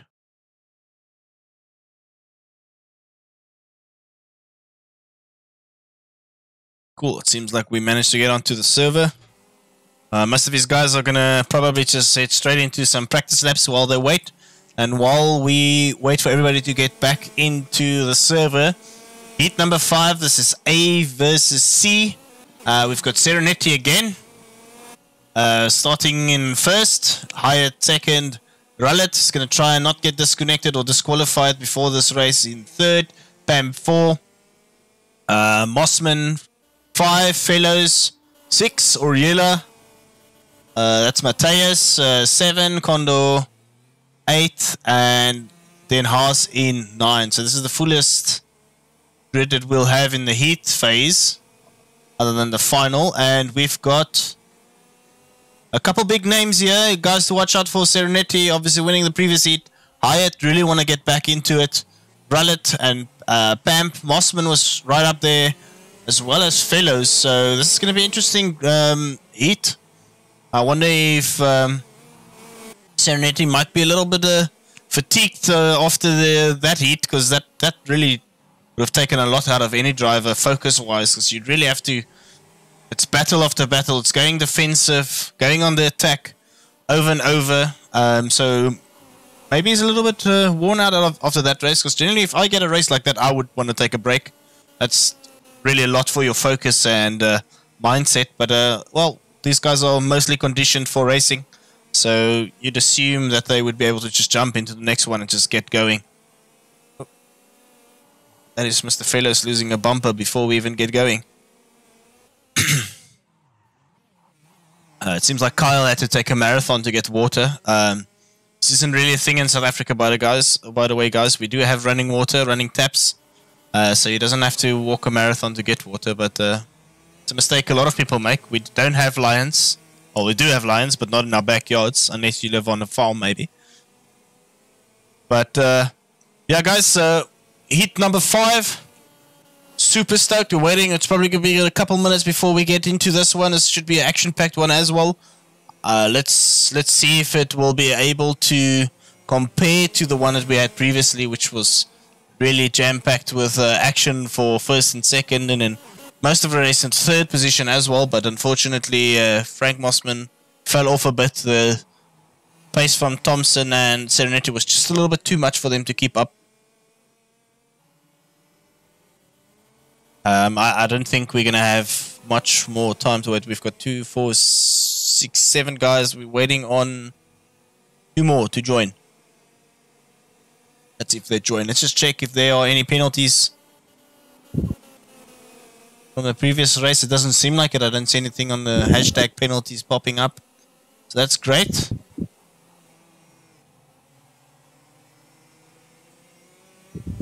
Just quickly going through the general chat to see if anything's happening. Doesn't seem like guys are having a go at each other, so that's great.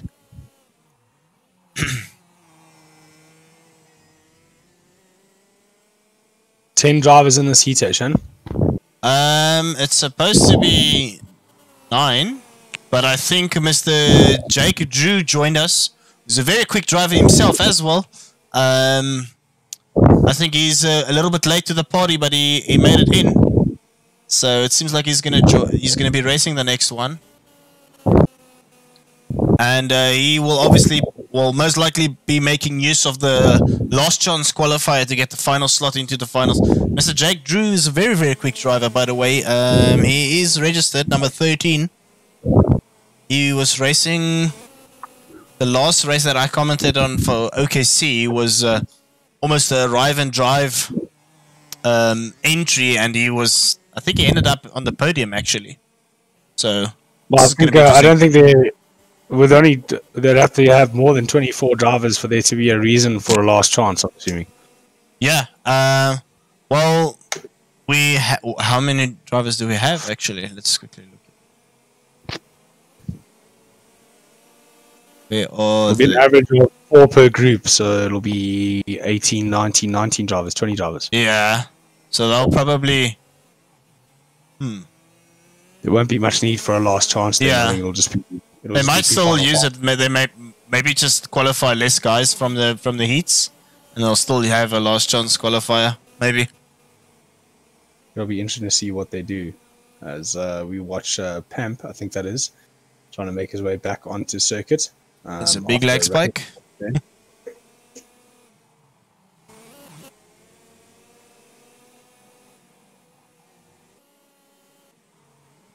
Kart 13, Jake Drew, SCR Racing, also racing out of the USA. Maybe had some work this afternoon, so unfortunately didn't make the start time for this race. I'm sure I did see a comment.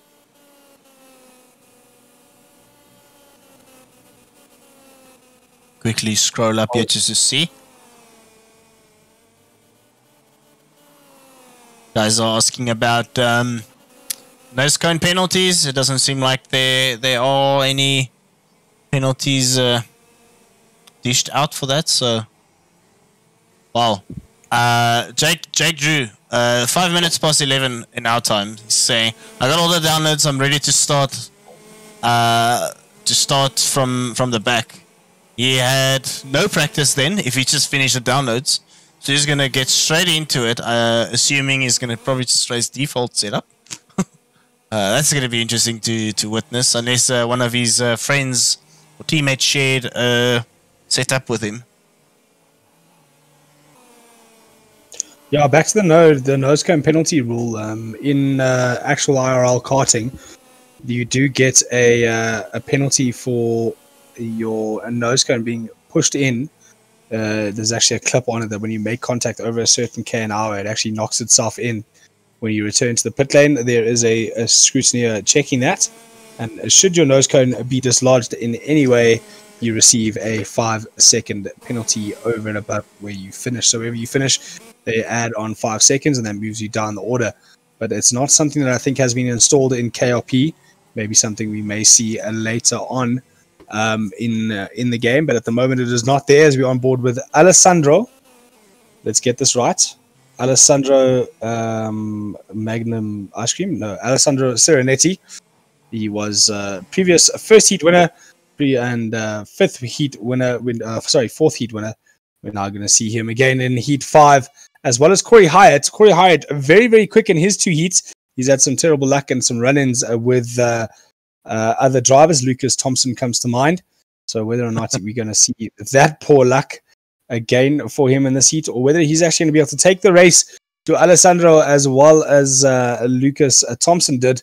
But Alessandro pulling a great cutback on the final corner to make sure he walked away with a victory in the previous heat. Mossman also in there.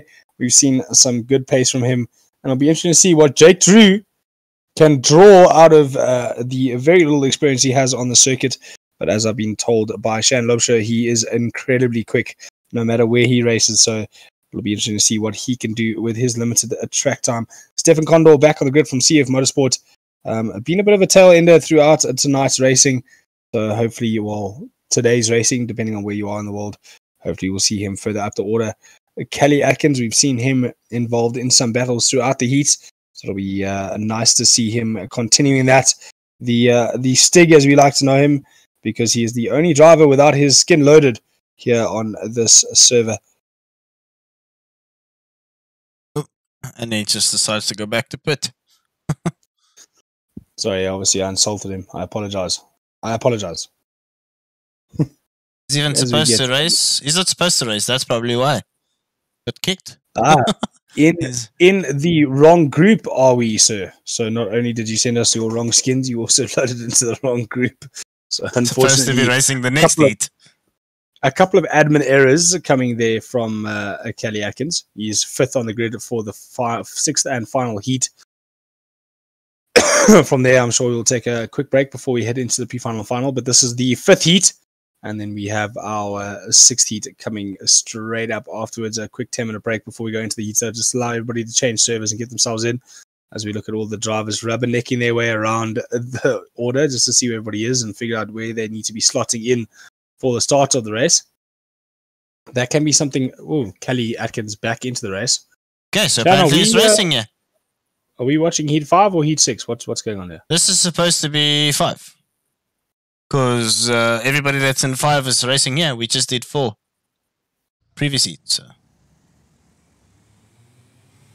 Okay, so Kelly just in the wrong server. I wonder where he's going to slot. Maybe he missed a race and they told him to jump in, yeah? Maybe. Could be. I have seen him in every race he was supposed to be in. So, well, actually, Heat 1, was he in Heat 1?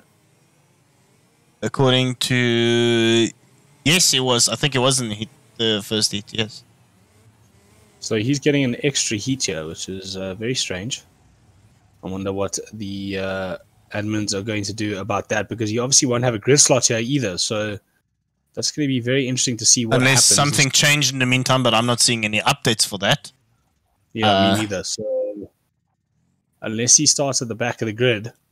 I mean, this can't be LCQ because Sereneti's in here and he was in front in every race, so...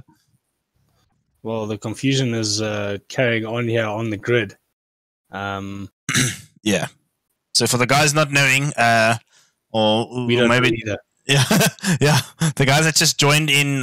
So what's going to happen is guys are doing a standing start procedure, but then the first lap is taken away and they use that as a formation lap to do a rolling start. So they use the in-game penalty system. That's for cutting corners if it picks up. Let's just go back to the front, and then they do a rolling start, even though the game or the race is officially started as a standing start. They do their own little maneuver to jipper the system, but it works, and they use this will then make sure that the correct timings are used on the track. Because if they use practice server mode, which they did in the past, the HUD on our right hand side would not make sense whatsoever. So it looks like Atkins has realized his mistake, because I don't see him on the grid. So Atkins has realized his mistake and left the server. I think that was what the weight on the grid was. Just a notification to him as we get ready to the start. There we can see Alessandro feathering the throttle like he has previously. He's the only one I've seen do that on the warm-up, on the start line as they go over the start finish line. He hits it flat out. He gets another great start just ahead of Colin White. Are we going to see... Oh! Moving and shaking as we have come to expect into turn 1. It's Mossman, and it looks like Kart 19. That is Leon Rillet getting into turn 3 already, but that has allowed the front two, Corey Hyatt and Alessandro Serenetti, to check out ever so slightly. Moving and shaking happening further back there, though. It is a Pamp coming under pressure from, that is Kart 14, Mateus Aurelio, and just behind them it is Kart 11. That is Dylan Dennis, I think. That's what I saw there. Anyway, the front three, though, just getting away slightly from the rest of the group as Mossman makes a mistake. Contact between Kart 8 and Kart 11. That is Dylan Denise and Daniel Fellows. Down the inside, though, goes Dylan. He gets to move down a little bit of showing the sideboard there. Rough pass. Mossman not having any of it. He tries to put it down the inside, runs into the back of him and turns the kart around. So that's a big dive from Mossman, relegating him down to the back of the field. And unfortunately losing out on any good positioning in this heat. Mistake, though, from Kart 8. That's Daniel Fellows.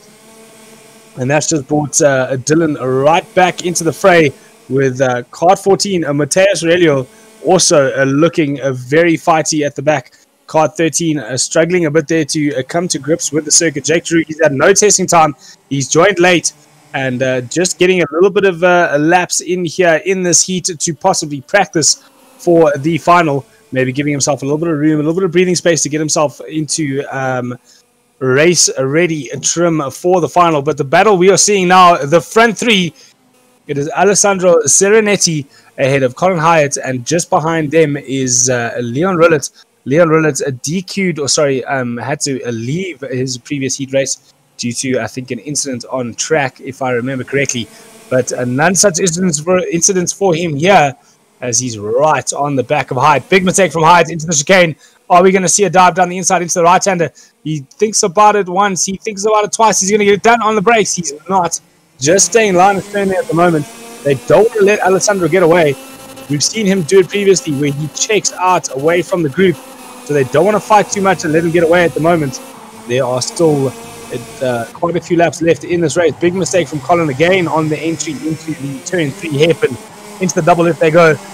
Close to the apex they come through both. You don't want to clip that curb though. It does send you wide as we see Alessandro running wide as well as Colin Hayes. Through that. You've called him like everything tonight. He was Chris earlier. By the way, somebody on the Twitch chat said it's Mateus Aurelio. I thought it was Aurelio. That's how you pronounce it. Mateus Aurelio. Thank you very much, Sam Lee, for correcting me. That would there. be Sam Bailey, yeah. Thanks, Sam Bailey. Which is one of the drivers registered in this event, I think, yes, number 22. Not racing at the moment, obviously spectating, but yeah. So down the inside, go. Oh, he's on the defensive, actually. Hyatt is super defensive. Rollett's really on the attack at the moment. Big mistake there from Hyatt. Seems like there's some battles happening at the back. Oh, see, we just lost Rollett on the... When we follow him, he gets a random lag spike and then the game just leaves him. The camera just drops off.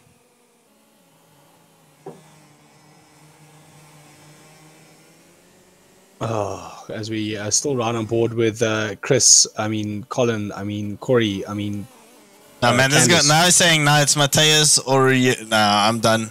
We just call him whatever we want, and Mateus can complain about it. No, it's Mateus. Or you... What? That's how you spell it, correct? Either that or she's saying I'm saying it wrong.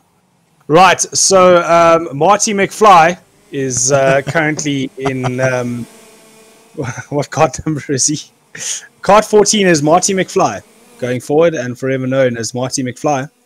Mateus, you will be now known as Marty McFly. Not my fault, your surname's difficult to pronounce. Daniel Fellows, though, in the kart number 8, we're on board with him now, probably because we had another lag spike. on Kart 19, Leon Rillet. So we're back to watching Kart number 8 with 3 karts chasing him down hard. It's Kart 11. It's Dylan in Kart 11. Mateus just behind them. And then just behind that is our secret driver, Pamp. Nobody knows who he is in real life.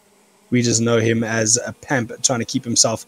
Mossman trying to get himself back up into the fray after making a massive error earlier on in the race. But what I said, Corey and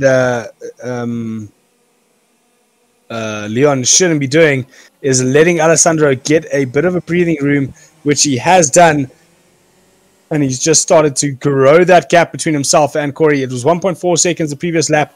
It is now down to 1.2. So I said growing the gap, but Hyatt making a bit of a run of things and slowly but surely closing the gap now to Alessandro Seronetti, just there in front of him in the lead. This is heat number 5 of 6. We have 6 heats tonight before we head into our pre-final and finals. The final determining who will be the KRP World Champion. Whoever crossed the line first in that heat, no matter what happened throughout in that race, no matter what happened throughout the heat races, will be crowned the champion. Great view of the kart there from behind the onboard now with Pamp as he's chasing down that of Martin McFly and Mateus through the quick double left-handers into the right-hand hairpin. We've seen a lot of dives happen into this right-hander in most of the heats, so hopefully we'll see some more of that in the final.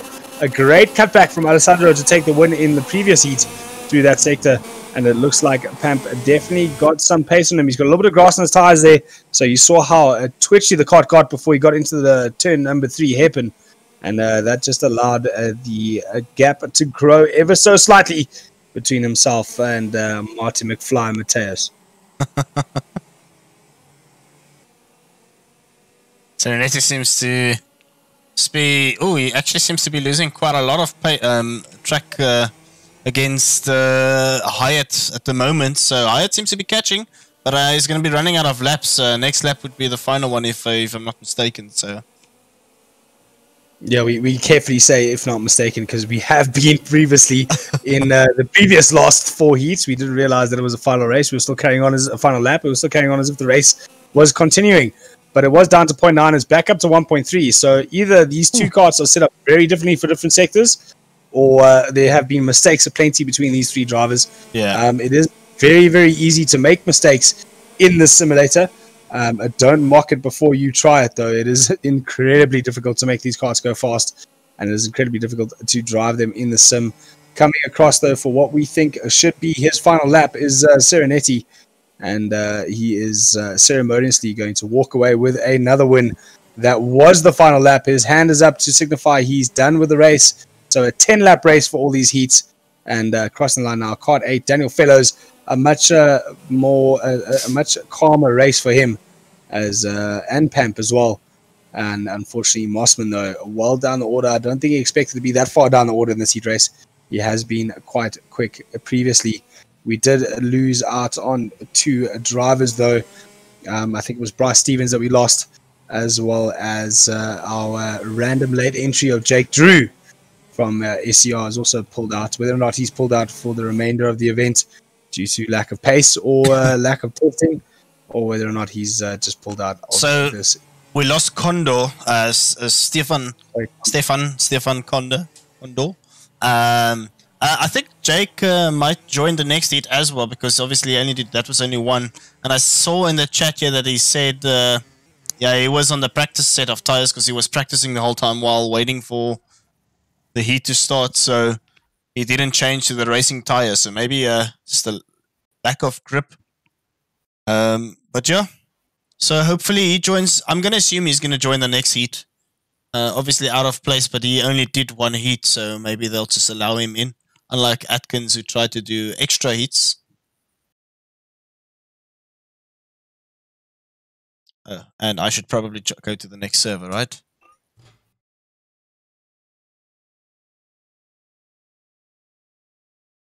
I think we lost Kyle. Kyle, you still there? Yep, still here. Sorry, had a bit of brain lag. That's fine. It happens. No, yeah, the issues with my headset there for a second, but I'm back. I'm here. I was talking, but talking to no one. So that's code for he was looking at something on his phone, by the way. Okay, calling me out on my things here. Thank you very much, Dan. So nice to have a teammate here on my side in the commentary booth as we get ready for our 6th and final heat of our KRP World Championship, brought to you by SKM. One more heat to go, and then we'll head into the main events of the World Championship. I'm just going through the generals here. Oh man, I'm so stoked for this final. I can't wait. This should hopefully be something to remember. Send these guys off on the KRP Sim World into the new year with something really to chat about.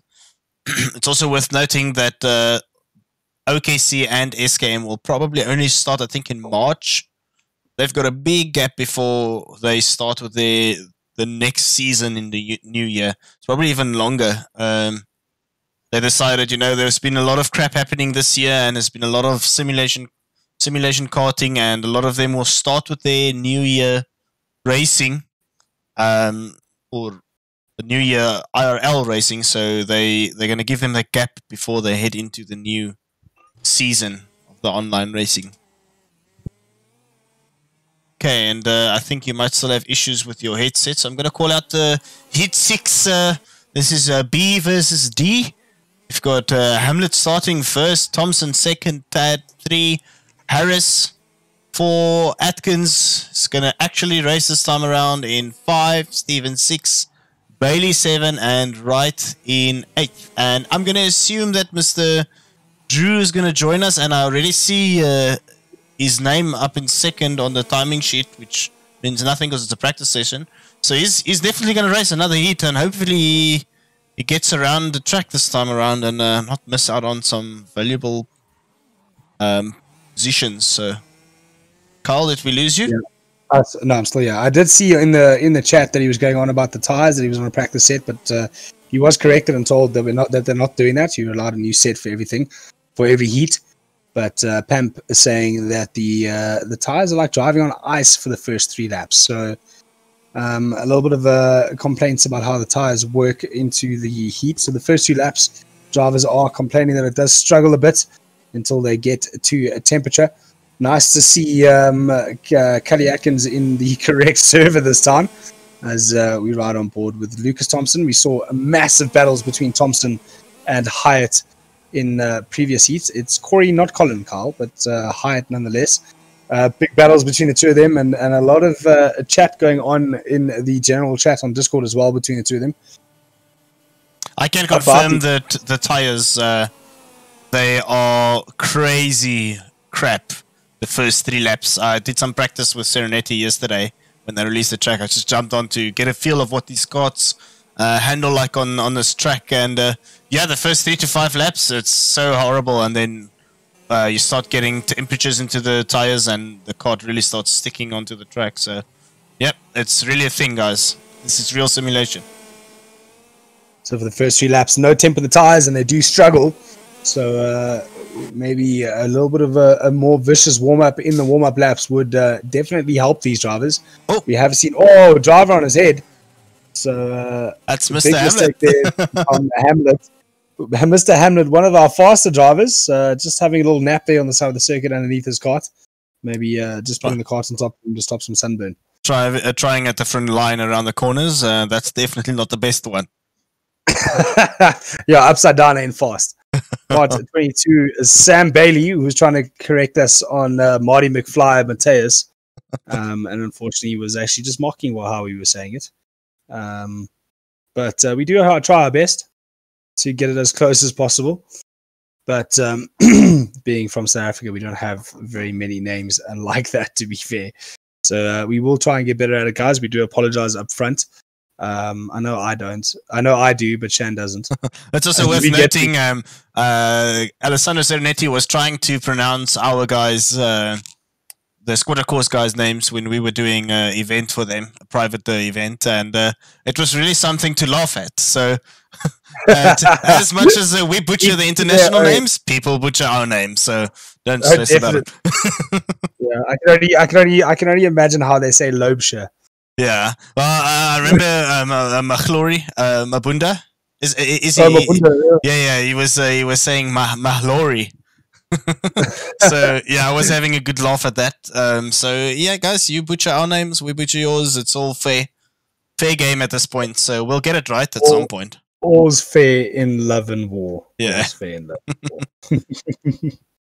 I would love to actually hear him say Shishinyawa. Yeah. I'm not even going to try. I've had to practice that one for the YouTube commentary for this the IRL commentary. But we will get better on it, especially if we carry on doing this throughout the 2021 season. Hopefully we see a couple more of these races. We are definitely going to be pushing hard in our local region to grow this KRP karting events.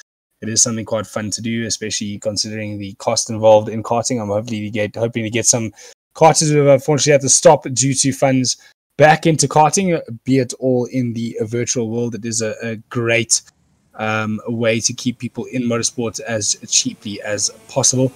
As we have a look at them get going, as Ben Hamlet we're on board with. We know how fast Hamlet is. He can turn quite a decent lap time. We've seen it before in the previous heats. He's been a bit unlucky, but we know he can. He really has a good turn of pace underneath him. Other drivers to look out for, though, Shan. Yeah. So who do we have? We've got Thompson in this one. So Mr. Bumper Kart, who's really quick and missed out on the previous heat that he was racing against Serenity with probably one of the best cutbacks that we've seen into winning a heat.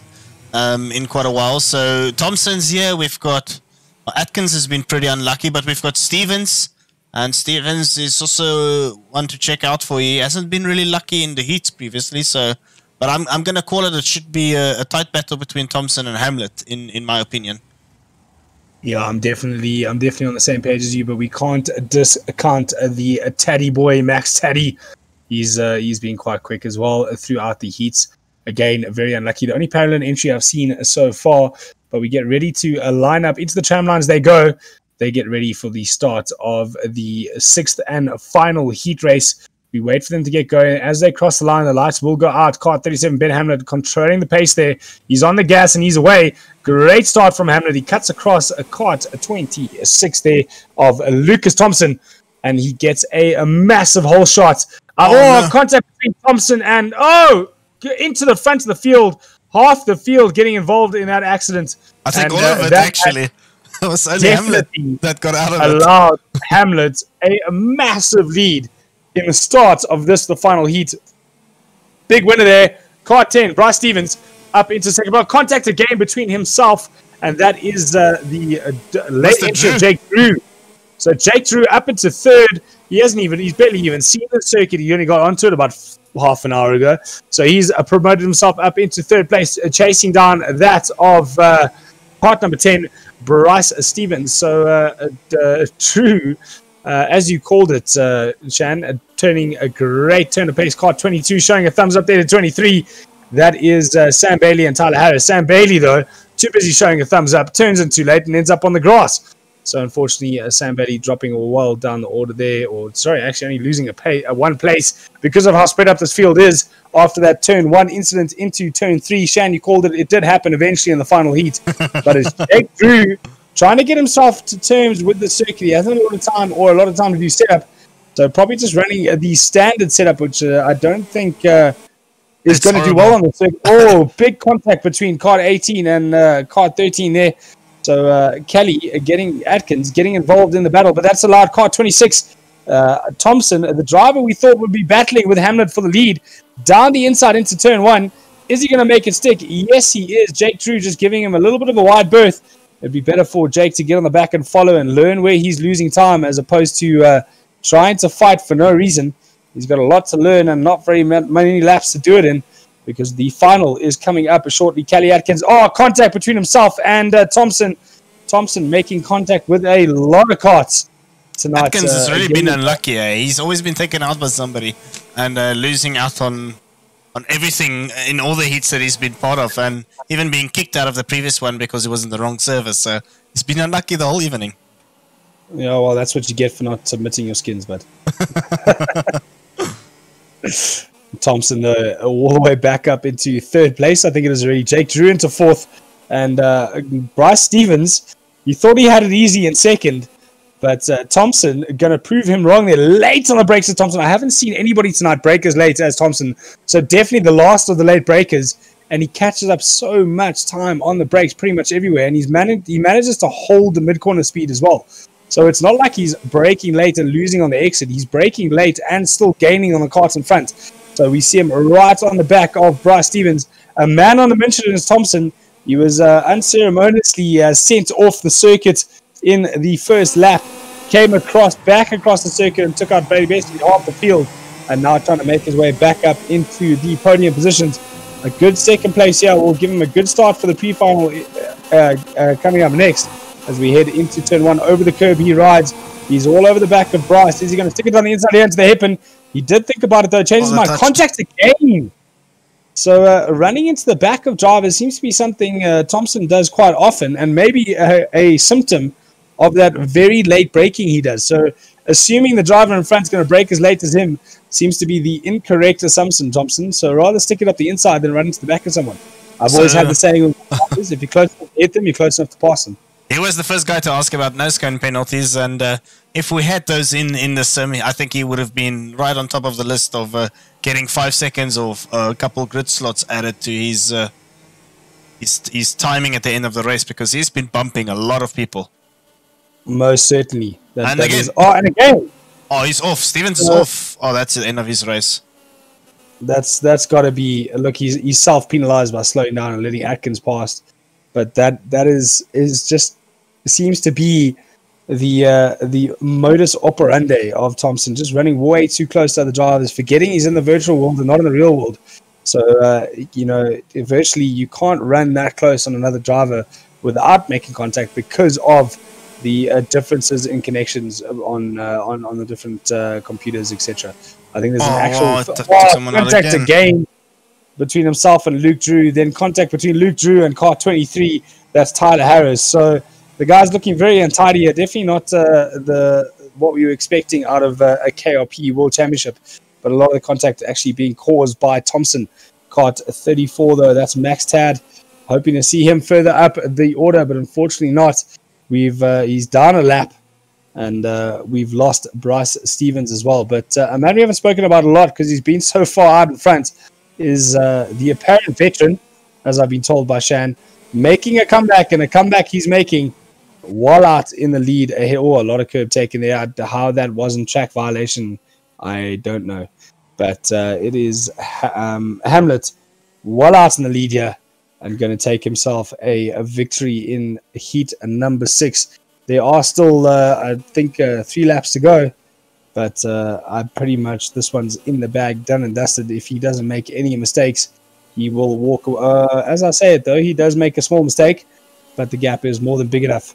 Oh, no. Oh, commentator's curse. He spins it. He's got enough of a gap to get going, though, and maintain the lead as Atkins comes round the double left-hander right onto the back. You call Atkins unlucky, but here he is in second place, right on the back of Hamlet, and in the background, I see that Kart number 26, Lucas Thompson, definitely making a charge onto these two. So what we thought would be an easy win from Hamlet, commentator's curse affects him, and he spins it with only 3 laps to go. Yeah, here's in other news, Thompson has been handed 2 penalties, by the way, already. 3 place avoidable contact, and then a 1 place avoidable contact. So he's got 4 place grid penalties already in this race, 2 laps to go. So no matter where Thompson finishes on the grid, he's dropping down 4 places. So we won't see his finishing position reflect where he will actually end up in the classifications. But Hamlet almost throwing away an easy win. And the unlucky turned lucky, Kelly Atkins, up into second place and actually catching onto the back of Hamlet with 2 laps left to go. So when he starts the next lap, it will be his last, I think, if I'm not mistaken, as he goes around into the final corner now to start what I think to be his final lap. We've been wrong before, let's hope we're not wrong again, Shan. Yeah. So we've got a three-way battle. It seems to be almost a second each, the gap, or 6/10. But unfortunately, Thompson, who's in third at the moment, will probably end up at the back. I see Jake Drew is out. Stevens is out. Mr. Taddy is lapped down. That's not going to make a difference because Thompson's going to be at the back of the grid. If we look at the guys currently out as well, so yeah, that's very unfortunate. But he's been in a lot of battles and made a lot of contact during this race. Yeah, definitely. Final lap and final corner for Hamlet now as he gets ready to cross the line ahead of Kelly Atkins. Whether or not this is the final lap or not, I'm unsure. But as far as I'm concerned, that was the final lap. 12 laps of 15 have been done. But it looks as though we are still at full race pace, and Atkins is getting very close to the back of Hamlet. I'm going to continue to commentate as if the race is still continuing. It should have been that last lap was the previous lap. But the way we have set up the servers to ensure that we have everything we need to go racing does tend to confuse us, the commentators. But he takes a quick look over his shoulder before he heads into the right hand and through the chicane. Through the chicane they go. Great shot to watch those carts bounce over the curbs.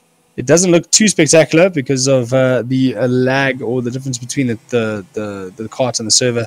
And I was right that wasn't the last lap. A quick, well... No, it definitely was. Thompson dived into the pits. Maybe these guys are just like, you know what, I'll get an extra lap or two in here. Let's practice for the finals. That was definitely the last lap, the previous one. So it was Hamlet first, Carly Atkins, who was very unlucky in the previous hits, and he managed to get a second year, and Thompson third, crossing the line in third, but we'd expect him to fall back with his penalties that he's been given. So that would put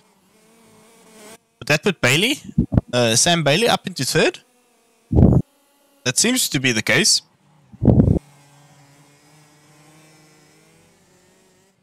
So that would promote Sam Bailey, the person who's been correcting us on the chat on how to pronounce Mateus' surname.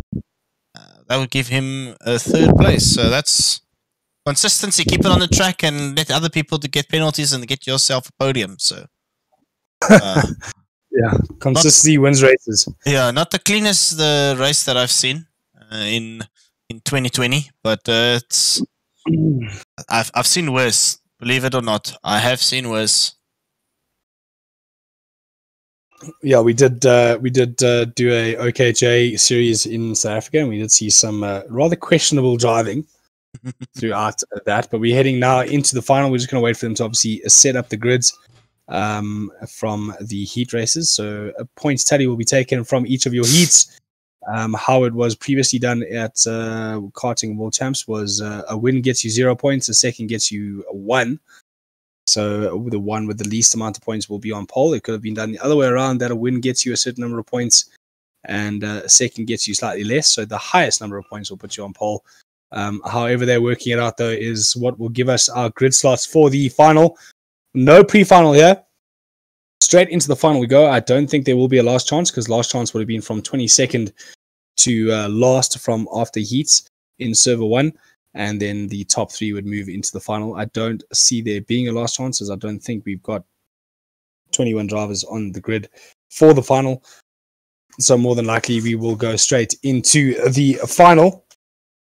What's going to be interesting is we've got a 22 lap final. And that's going to be sick. It's going to be a long race. It's going to be really taxing on the concentration. So hopefully the guys keep the concentration levels up for 22 laps. They all have been doing 10 laps the whole time, which is quick, done. So hopefully this is going to be a super, super cool final race. Hopefully not a lot of the Thompson dashes down the hairpins, taking out the whole grid. Hopefully we get some really, really clean and epic racing. That's exactly what we want to see here in the final.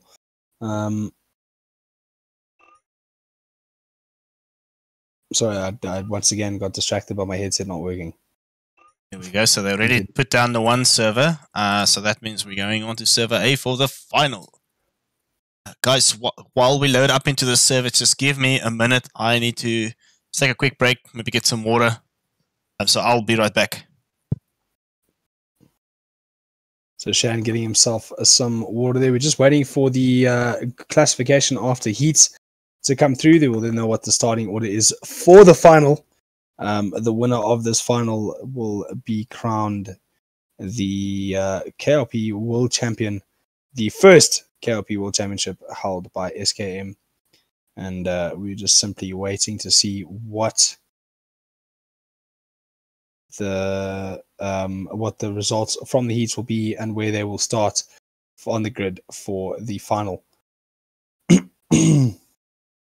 Been some interesting racing throughout. I've seen some great dices through with all the drivers, especially that of I think it was Thompson and Alessandro in the heat 4, I think it was, to see them dice so close and so tight together, and it comes to an end at a cutback on the final corner to take the win by Alessandro.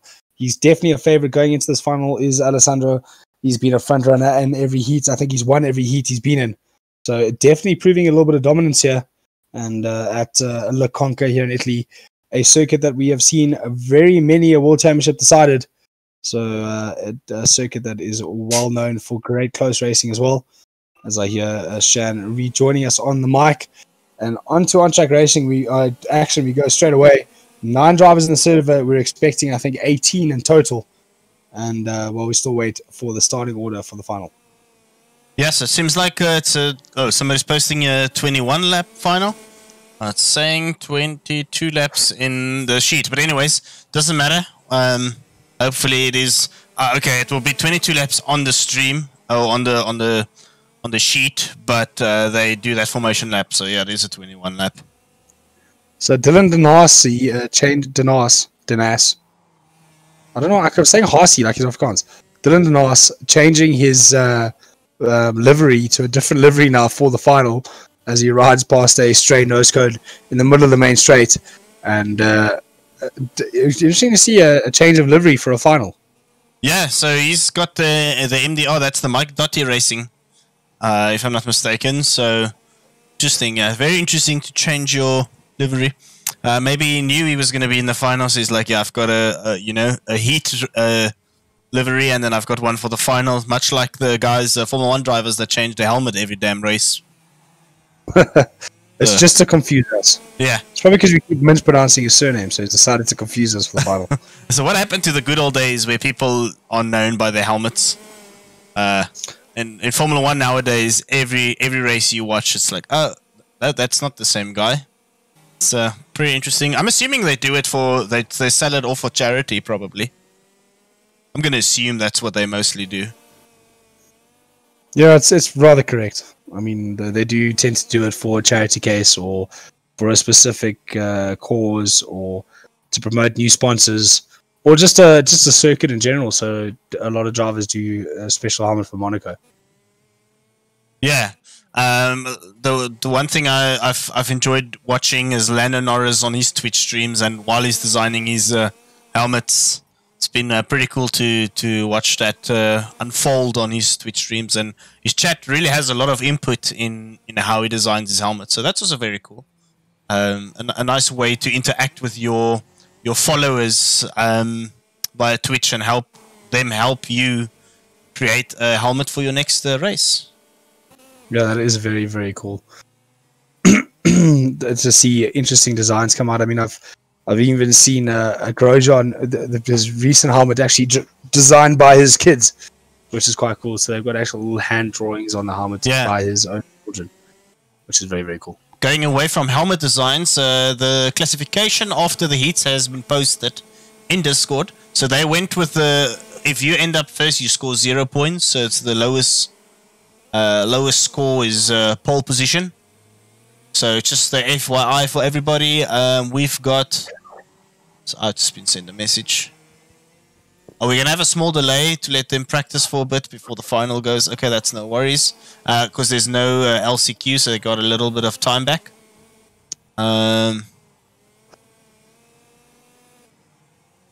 but you were has been handled like it used to with most of the European races, or still is working with most of the international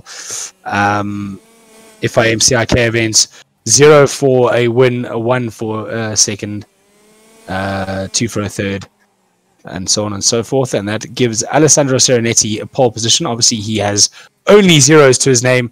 Ben Hamlet in second place ahead of Corey Hyatt in third, Lucas Thompson in fourth, Leon Rillet in fifth, Daniel Fellows in sixth, Bryce Stevens in seventh, Mateus Marty McFly Ogela, whatever. Ninth, Stephen Condor. 10th, Max Taddy. 11th, Tyler Harris. 12th, Kelly Atkins. 13th, Pam Pamp. 14th, Sam Bailey. 15th, Dylan Denas. 16th, Frank Mossman. After that, a horrible incident in the final heat. 17th is Jake Drew. And I think that rounds out everybody that is entered. There are a couple of drivers. Those two names at the bottom, just the FYI, they just rocked up. They're going to race. And these are the two, basically two of the fastest drivers in the KRP community. Ethan Lampy and Aaron Heathman. They are actually the guy on, if you look at our stream right now and you see the bottom right-hand screen, that's the guy that ended up starting one race, the final last, and winning the race out of 22 karts on the grid. That's Ethan Lampy. So he's very, very quick, and I'm going to assume he did practice. I know Aaron did, but he was meant to go away today, and maybe he just came back to make sure that he can race in the final, seeing that there's no LCQ.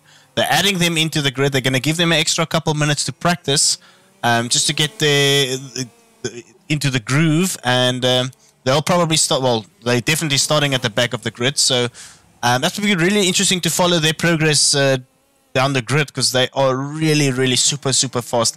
You'll see that Heathman has the number 1 seeding number on his kart, and Lampy number 3. So that tells the story of where their average placings were in the OKC and SKM leagues this year.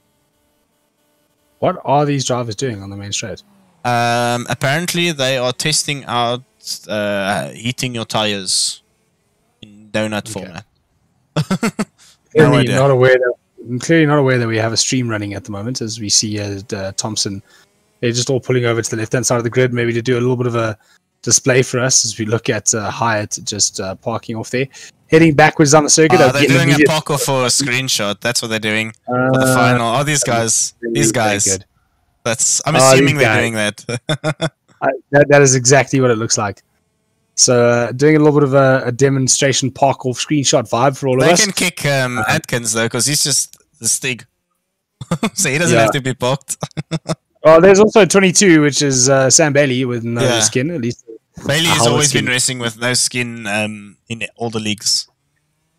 If I remember correctly, yeah. Well, this is going to be the final, guys. This is going to be hopefully a really, really good battle. I can also change my camera views. Just this is one. See if we can get them on their park off. Oh, nice. Looks cool though. That looks very, very cool. A little bit unfortunate for the drivers that didn't get any practice time, because they're not going to get any further as they do the park off. It'll be interesting to see those two drivers that you were mentioning that joined the back of the grid. It was our number 1 seeded driver from FPR, Aaron Heathman, and Ethan Lamp in third from Delta Sport KRP. So it'll be interesting to see they're 1 and 3 seeded from the championships that continued throughout 2020 with SKM and OKC. So it'll be interesting to see how they go in this race here at La Conca as they all line up for their screenshot. Looking very, very attractive. A late comer to it, though. I think that is involved Luke. Just removing the overlays so we can also grab a screenshot here when everybody gets parked off. Come on, Mossman. You're the last one. Stand still, boy. It's always the last one. So let's do a ground level. What's screenshots in Steam? I think it's F12. Assume it's F12. Let's grab a couple of these. Hopefully I actually get them. If not, that's unfortunate. Oh, guys already. That's interesting.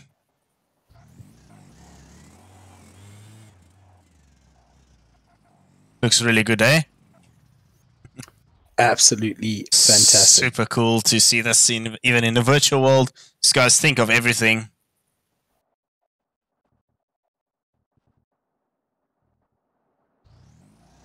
Right, and they are going to go into a couple warm-up laps, and then hopefully we get racing very, very soon. So yeah, Kyle, based off the heats that we've witnessed, what are your predictions, your thoughts going into this final? Yeah. Look, we've seen a lot of fast lap times being put in by Hamlet, but Alessandro Serenetti has been the pick of the bunch. The only man with zeros from all his heat races. So definitely a driver to watch, winning every single one of his heat races. Another man that's been very quick, Kart 24, that is Corey Hyatt from Hyatt Design Motorsport, has been absolutely phenomenal in terms of pace. Been involved with a couple of incidents with another driver that could be right out there in the front, which is Lucas Thompson.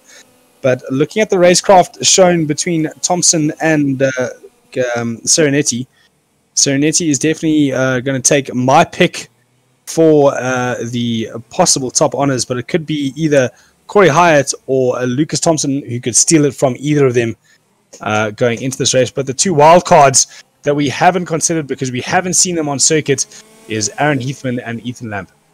Yeah, so Heathman will have the FPR set up. These guys, their carts are set up to absolute perfection. It's all about driving then. So the FPR setups are shared between the guys driving for that team. So Heathman will have a proper setup, and I would pick him as a top 5 finish. Only reason why I might think the podium might be a bit far off is because he has to start right at the back. And I would even call Lampy to move up to the top 5 slot as well, because Lampy has been super fast, but he's been fast in the different categories. So I don't know, maybe he won't make it, maybe he will. I don't know how much practice he's been doing since yesterday, but he couldn't make it for racing today. So maybe that might be a long shot for Lampy to come up the grid. But I know Heathman would have practiced. I would believe he would have practiced. So I guess we'll see, right? But the safest bet would probably be between Serenetti and Hamlet. Hamlet has made a couple mistakes, though, in the previous heat. So maybe that might be a bit of a stretch. This consistency is key in the final. So I hope that's a lag and not... Yeah, that was just a lag. Server lag. So Hyatt as well has had a couple of mistakes in the heats. Serenetti has been the cleanest driver of all of them. So I'd probably call him to get top honors, but I've said this in the past, and then I've seen Serenetti make mistakes in the finals. So hopefully today is not one of those days, and he pulls it out of the bag when it's needed. And but I guess we'll see. Only the next 21 laps will tell. Yeah, you were talking about Aaron Heathman having all the setups from FBR. Ethan Lampy, Delta Sport KRP, same as Frank Mossman. So I'm sure he's got a setup from Mossman on his cart. They've probably got one of the most striking liveries out there as well, the most well-rounded. It does Delta Sport KRP, even the rear of their suits. Does look a lot like a Cosmic carts, is it? Yeah, it's very close. Colours. I'm missing the pink, but a very close blue to Cosmic. I do like how they've done the suits on the rear though, with the names above it, and it does have the pink. Yeah, in it. it literally got the same colours. Just the layout is a little bit different. Yeah, different. So looking very good, those carts between Frank Mossman and Ethan Lampy. Let's quickly open up the lap times here from Lampy, because he's now currently practicing. So 47.5. We saw a 46.8 in qualifying. He's already down to a 46.5 as we have a look at the lap times. So third quickest at the moment, already on pace. I was going to say he was just behind Corey, and it didn't look like Corey was getting away from him, but someone that looks like they've got a little bit more speed in them is Kelly Atkins, down to 47.2. So he definitely looked like he had a little bit less pace in that in the heats, and obviously getting to grips with the circuit quite quickly now after all the driving he has done, and moving himself up the timesheet in terms of out speed. But another driver that's been very quick, Kart 37. That is Ben Hamlet. Don't discard him. We did see him win the 6th and final heat by some distance. although it was interrupted quite a bit by incidents on lap 1. And even with a spin, he still managed to win that heat. So he does have a bit of pace in him as well. The veteran took a break from KRP racing to focus on other aspects of the sim world, as well as I'm sure other interests as well. Part 11, though, the driver that changed his livery just to fool us was Dylan Denice, but unfortunately, Dylan, you can't change your numbers, so we saw what happened. Yeah, I'm super keen for this race. Yeah, it's been a long build up. Oh, somebody just decided to do something weird on the track. It's been a very long build up tonight. It's been what, 2 hours? No, I'm lying. It's been 3 hours. Oh my gosh, it's 25 past midnight for the two of us already in South Africa. So hopefully we get through this. I guess we'll be in bed by 1 if we're lucky. It's gonna be a long day tomorrow, my friend. A long day. But this is what we do for the love of the game. So hopefully it's really worth staying up till this late or this early in the morning for us to get a really epic final and the very first KRP World Championship. Hopefully one of many more to come. Yeah, I've got 2 KZ motors to get finished for tomorrow, so need to get my beauty sleep so I can get up tomorrow morning nice and early and get those motors finished and rebuilt for my clients waiting for me at the Formula K Benoni circuit tomorrow afternoon. But it is what it is, and we do it for the love of the sport. And it has been some awesome racing to watch, and it doesn't feel like time wasted. As driver on their head, a little bit too much curb taken there, and what looks to be a spectacular and possibly in the real world injury-full accident. But luckily, thankfully for that driver, another one on 2 wheels. Thankfully for that driver, though, no injuries in the virtual world. So unless you've got a full motion rig that can turn 180 degrees and drop you on your head, no injuries for you in the IRL when racing KRP, as we get ready to start the final of the KRP World Championship, as we ride on board with Kart number 1, Aaron Heathman from FPR Racing, kicking it around the circuit. It'll be interesting to see what lap times he's doing, although he doesn't look very neat and tidy at the moment. So probably just trying to settle himself in at the moment. Yeah, the final corner. just worth noting, these guys, the organizers have decided to give him an extra couple minutes because Lampy and Heathman just rocked up for the final, so they'll be starting at the back of the grid, unfortunately. So the number 1 and 3 seed coming into the World Championship finals have to start right at the back. So hopefully this makes up for really exciting racing from the two of them. Hopefully they don't get stuck into each other quite early. Rather work together, try and get up the grid. But I'd expect Heathman and Lampy getting up the grid quite quickly, at least half of the grid very quick.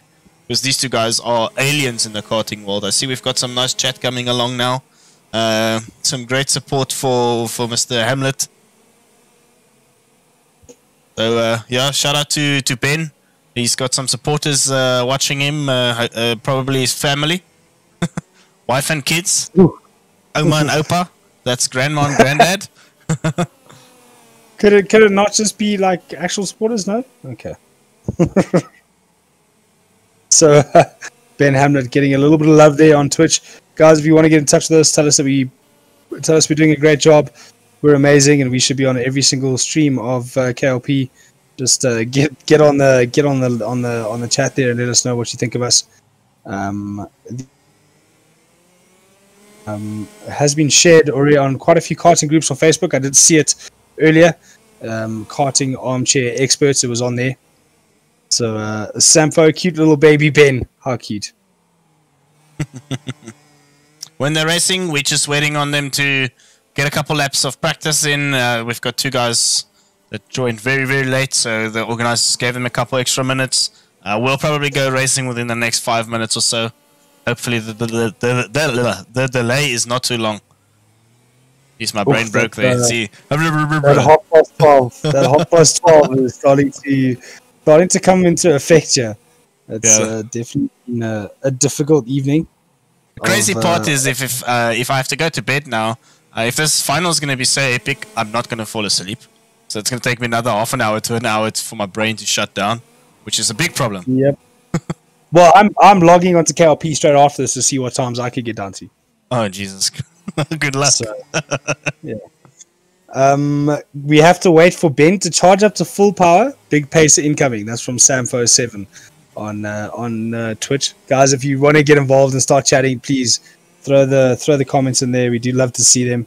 As silly as you think they may be, it does add a little bit of an interesting aspect to the commentary as we have a look at the lap times from practice. 47.2 for Corey Hyatt. Kelly Atkins there in second. Ethan Lampy in third already. Ooh, look at Jake Drew. Look at Jake. Finding some pace there in fourth place. So a lot of fast drivers coming from the back of the field. Aaron Heathman not far off, 47.8 as well. So it's going to be interesting to see what they can do in terms of race pace to get themselves up into the front five or front six as they are now in practice. Mateus Marty McFly there in sixth place with a 47.7. So the times are very, very close. Jake drew his previous best of 48.6. So looking forward to see what he can throw down now in the final of this, the KRP World Championship by SKM. Oh, wow. Harris just popped up into third there. Wow. 23 tire racing. That is Taylor Harris from Lanari Racing, a British entry there, up into third place. So the times are tumbling. Everybody finding a bit of pace here in the final. Maybe they were just holding on to their pace to the heat races. I don't think sandbagging would have been a great idea. Let's just have a look at what time you were supposed to start in terms of the race timetable here. So it was World Championship final 22 laps was to start at 10 to 10 GMT. So what would that make Plus it? 2 hours for us. So 20 minutes ago. So not that far delayed. But yeah, we did score a LCQ though. So we are a little bit behind schedule because we didn't even do a LCQ, but they're giving them basically that same amount of time to practice. So hopefully we get going in the next couple minutes. I really do hope we do. I also have to work today. For me, this is a new day already. This is already a new day for us. I did see a random Kart 166. Wondering who that is. I can check here quickly. Let's just pull up 166. That's Jake Drew. I don't know what's with that number. Let's just quickly have a look.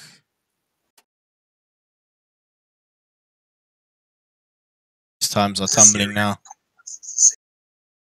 Because he originally joined. That's Kart 13, yeah. Yeah, with the OTK. And he's now joined with a Kart Republic chassis. So obviously the game registered his first number, which was 13. Can't come back in with that, so it just gives him a random number.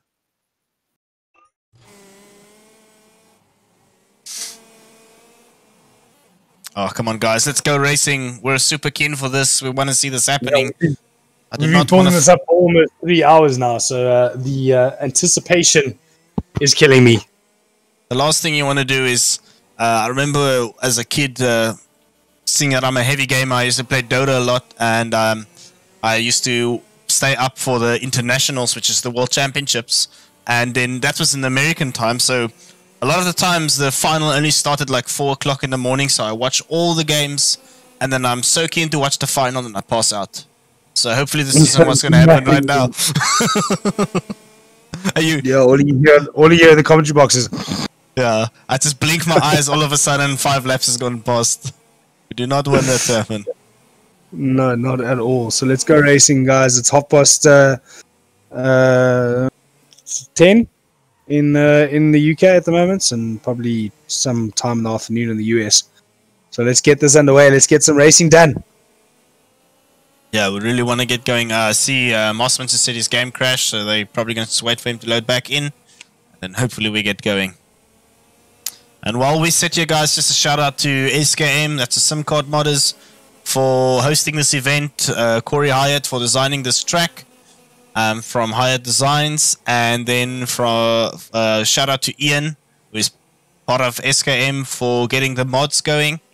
And then also shout out to Alessandro Serenetti for doing all the admin. He's Mr. Admin and Mr. in front of everybody on the track. Shout out to Mr. Serenetti, and he's also the main man from OKC. And then also to AgainstAllOdds Sports. Yes, I can't even pronounce my own company. AgainstAllOdds Sports for the stream.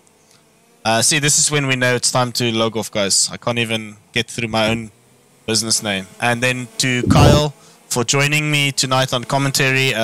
Hopefully we get a good final. Really do hope we do. Hopefully it's not a one-man show in front and he's all the way out. But judging by the past couple of heats we had, it doesn't seem like somebody's going to run away with it. It does seem like everybody's rather close to each other. It's just about consistency. Yeah, Alessandro Serenetti was the only one we saw run away with it in the first heat, but it didn't go all his way in the other two heats. So hoping to see that close battle continue throughout the final. One of the guys giving him a bit of a hard time here was Hamlet. We're on board with him now as he gets it all sorts of ugly through that right-hander, and just in front of him, Drew just turning it around as well. So the guys really pushing the limits here in practice to see if they can find a little bit more time before they go into the final.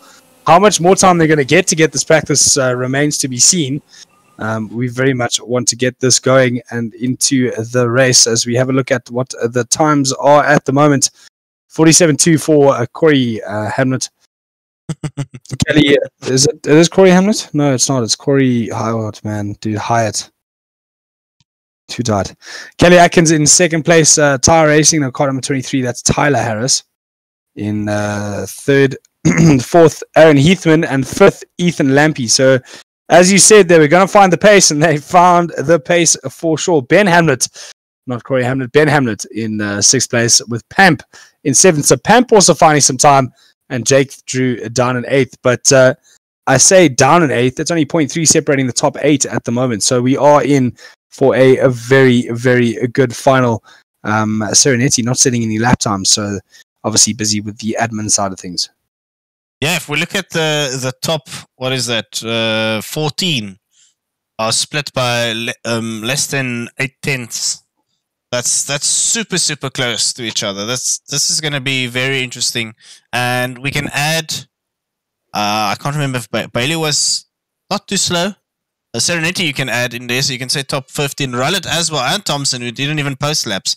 So all of them are front runners. So we can say with confidence that this team or this race is going to be very, very close, unless first lap madness happens. Hopefully it's a clean start. Hopefully we don't get that third corner crap. Hopefully not. Yeah, this is definitely something we don't want to see. We are on the grid though.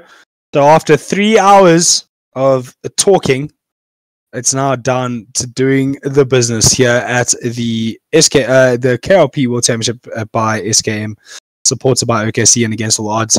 Hyatt Design getting involved in doing the circuit design for us, and Alessandro Serenetti from OKC, the main admin man, helping us out and getting the admin done.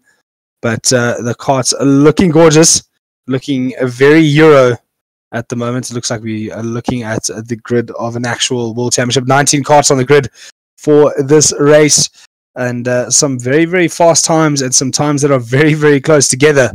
So it's going to be something to behold this final. We hope no incidents into turn 1, turn 2, and turn 3. And we get to see some good close racing for 21 laps. I'm assuming it'll be less than that with the warm-up lap, or possibly more. I'm not sure. So we will... I don't know how that's going to work out the way we did it before. It was supposed to be 10 laps for the heat. They ended up doing 12, and that's probably because of the warm-up lap, etc. So they will leave the grid. The grid is not what their starting positions are. They will slow down mid-circuit, get themselves into formation as per qualification and what was done throughout the heats. And then we will go racing for 21 laps. The winner of this race decides the World KRP Champion by SKM. And hopefully we will see some more rounds and hopefully some more drivers from other nations involved. We have Jamaica, we have Germany, we have the UK and Netherlands, and of course the USA. So many USA drivers in this field. It almost looks like an invitational at the Supernats more than a World Championship, but that we hope to change going forward and get more and more international drivers involved in this KRP league. Guys, if you are watching our stream, if you're not yet involved, if you're not family and friends of the drivers, get yourselves again interested in KRP, get onto Steam, get it downloaded, and let's get involved. I'm sure SKM and OKC have Facebook pages and websites you can look at to get involved, as well as Against All Odds as well. They'll show a lot of what we did here in South Africa. So if you want to get involved in a real international stage and across the pond, there are plenty service for you to join and to get involved in. Drivers doing their warm-up laps now. You see them mid-circuit now just settling themselves in. So nice to see so many karts on the circuit. It is absolutely phenomenal to see this many drivers in a international lobby and an international server to decide who is the best of the best in KRP between both OKC and SKM drivers. They have been seeded. We do know where their seeds are depending on their numbers. A lot of these drivers, though, haven't been competing this year. So one of them being Ben Hamlet, number 37, a driver we have seen in the front all night long. He is, in fact, a front runner, but took a break from KRP for a while and has only just rejoined recently, hence the high ranking of 37. Other drivers like Lucas Thompson only competing in some events, so he's running the number 26. And Corey Hyatt, a similar story. But Alessandro Serenetti has been the man to beat all night. He's won every single one of his heat races and has been incredibly quick. But don't discount Aaron Heathman and Ethan Lampy. They've just joined at the back of this field. They haven't done any heats, but have gotten some practice in. It'll be interesting to see what they can do, as well as Luke Drew, 13th rank, also from the USA. He's an SCR driver. He'll be down the back as well. We look at kart number 1 there, just backing off and getting himself to the back. Kart 23 trying to get into his grid slot before we get to the start. Alessandro on pole.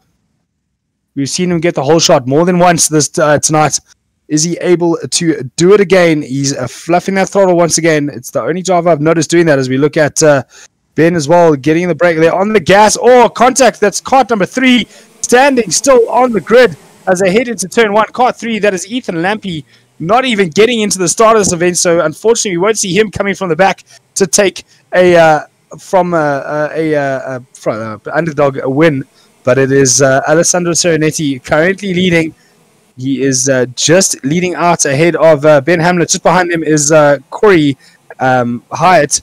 So these three are the 3 faster drivers, the 3 drivers that both myself and Shan Locha called for the win. But are we going to see them fight early, Shan, or are we going to see them settle into rhythm and try and get away from the group? Yeah, we've seen Alessandro be a little bit shaky in the start of the races, and as Hamlet goes down the inside, they're going to battle each other. So that's going to give everybody behind him some opportunity to catch up and just tuck in behind him. Hopefully these 3 guys are sensible and they just, work together to break away from the group behind them and then start battling for positions. But no, Hamlet's having none of it. No, contact between the 2 of them. No, that's Alessandro Serenetti into the wall. He's going to lose so much time whether he can even get his kart going again. And that has given the current lead, bar penalties, to Ben Hamlet. And just behind them, though, what number is that? That is kart 19, I think that is. Yeah, kart 19. That is Leon Rillett. We haven't seen a lot of Leon in the heat races yet. Some very terrible luck throughout. Corey Hyatt dropping down the order as well. It's the 2 of them are still. It's like a magnet between these 2, Corey Hyatt and Lucas Thompson. They're drawn together as if put together with a magnet.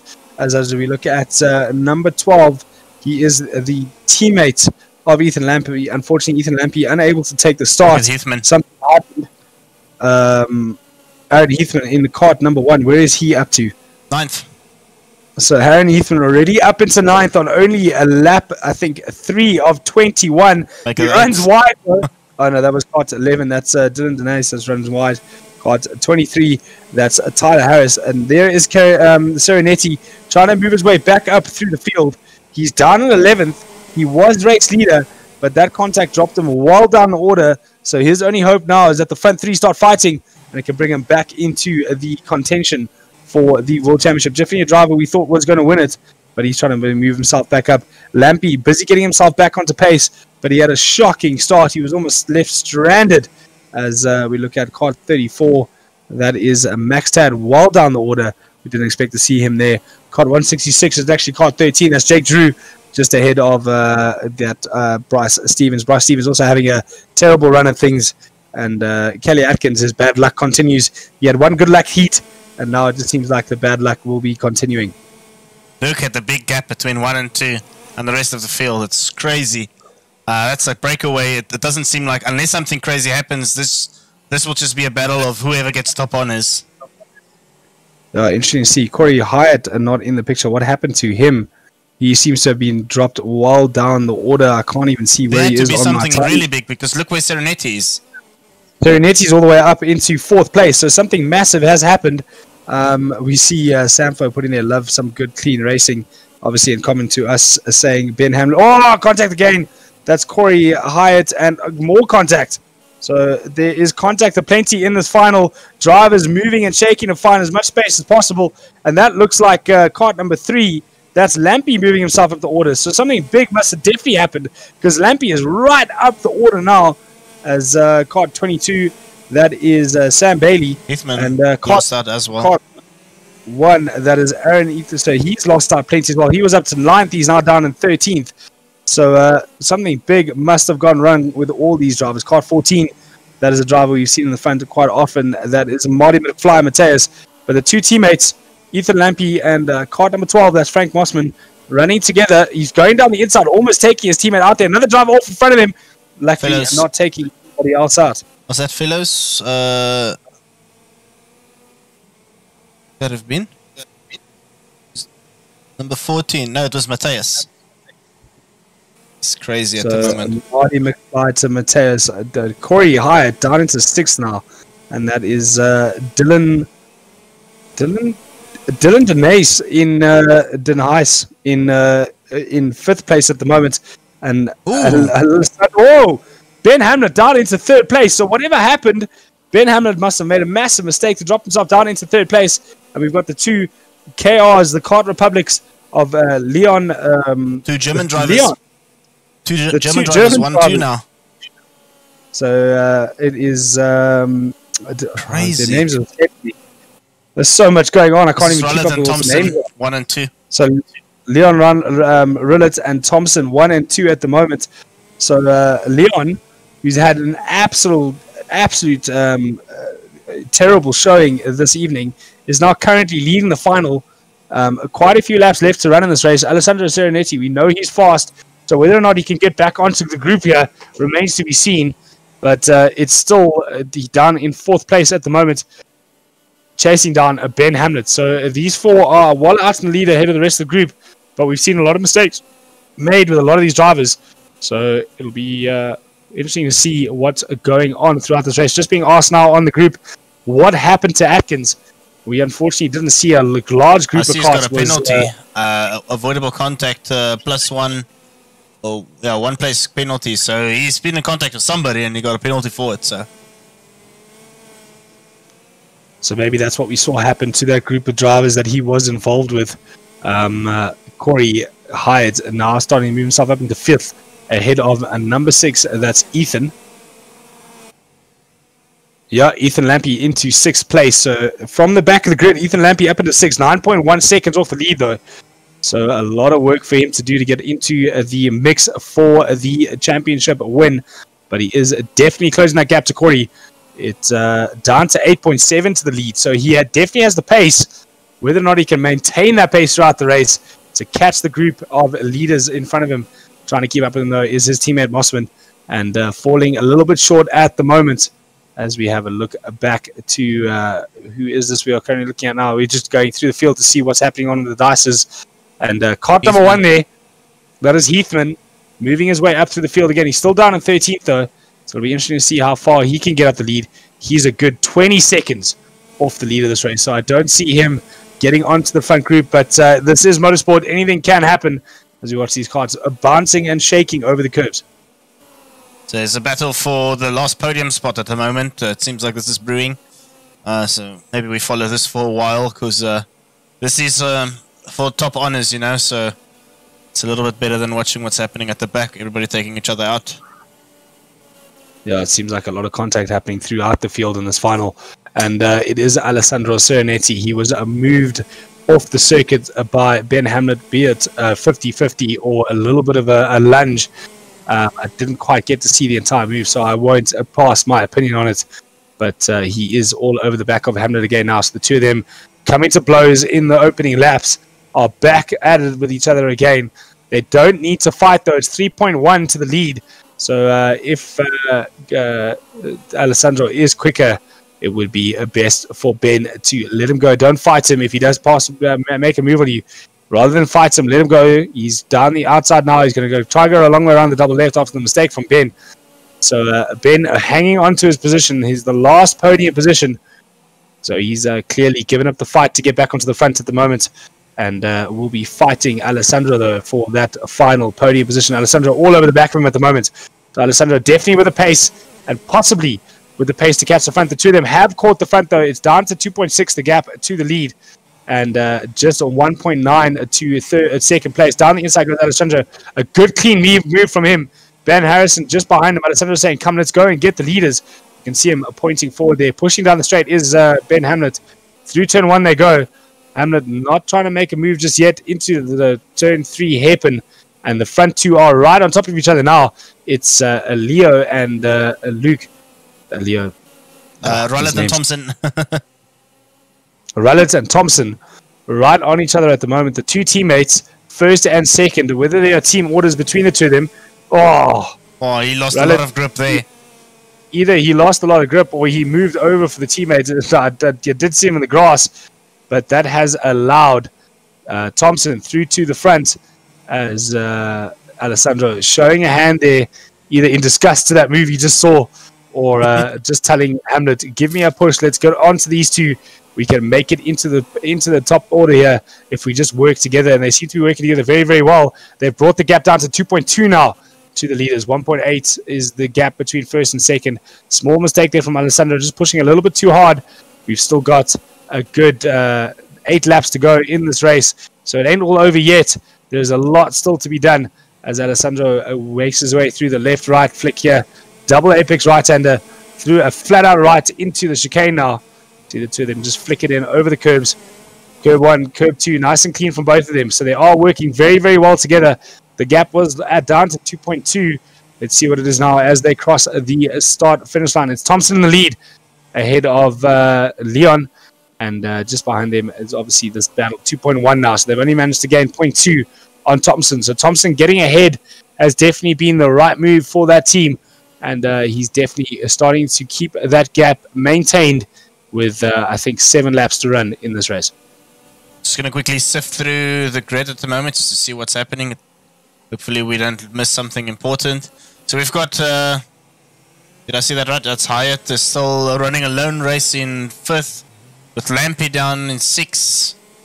Osman on his own as well. And there's contact again. So obviously we keep missing it.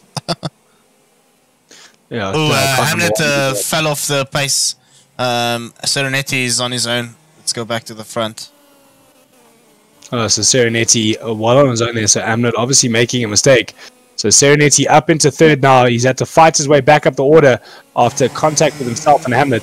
He's all over the back of Kart 19 at the moment. Kart 19 being Leon Rellet. Leon Rellet had a poor showing. Oh, he's down the inside. Big dive.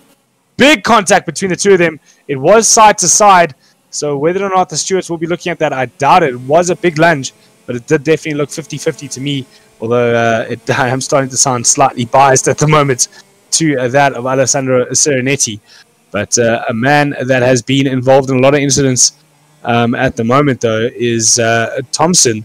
But he's having a very incident-free race at the moment. 1.4 seconds in the lead. The gap will be quite a bit bigger after that contact between Alessandro and Rollet. Rollet. His name escapes me every time. He fell back quite a lot. He's now in 5th. So he lost 3 positions in that awkward battle there. Yeah, so Rollet getting the short end of the stick there. Down into 5th place. That promotes Hamlet up into 3rd. And Corey Hyatt into 4th at the moment. So Rullet, unfortunately, dropping well down the order into 5th. He was a contender for the podium positions here in the World Championship final, but unfortunately, no longer in the running for that. With very few laps left to run, the coloring of this HUD is very, very difficult to read. I see 18 of 21, so 3 laps left to go. Whether or not Alessandro Serenetti can close that 2.1 second lead is remains to be seen, because Thompson, it was 1.8, he's grown it to 2.1, but in the back there's Lampy all over the back of our previous second place driver Rullet and our previous race leader there at the moment. So Kart number 3 definitely making a late charge here. He could see himself up into the top 4 and move himself possibly into a podium should any more mistakes happen with the drivers in front of him. But he is definitely on to be passing these two in front of him. It's Kart 19. Just in front of him is Leon Rullet, just ahead of Ethan Lampy.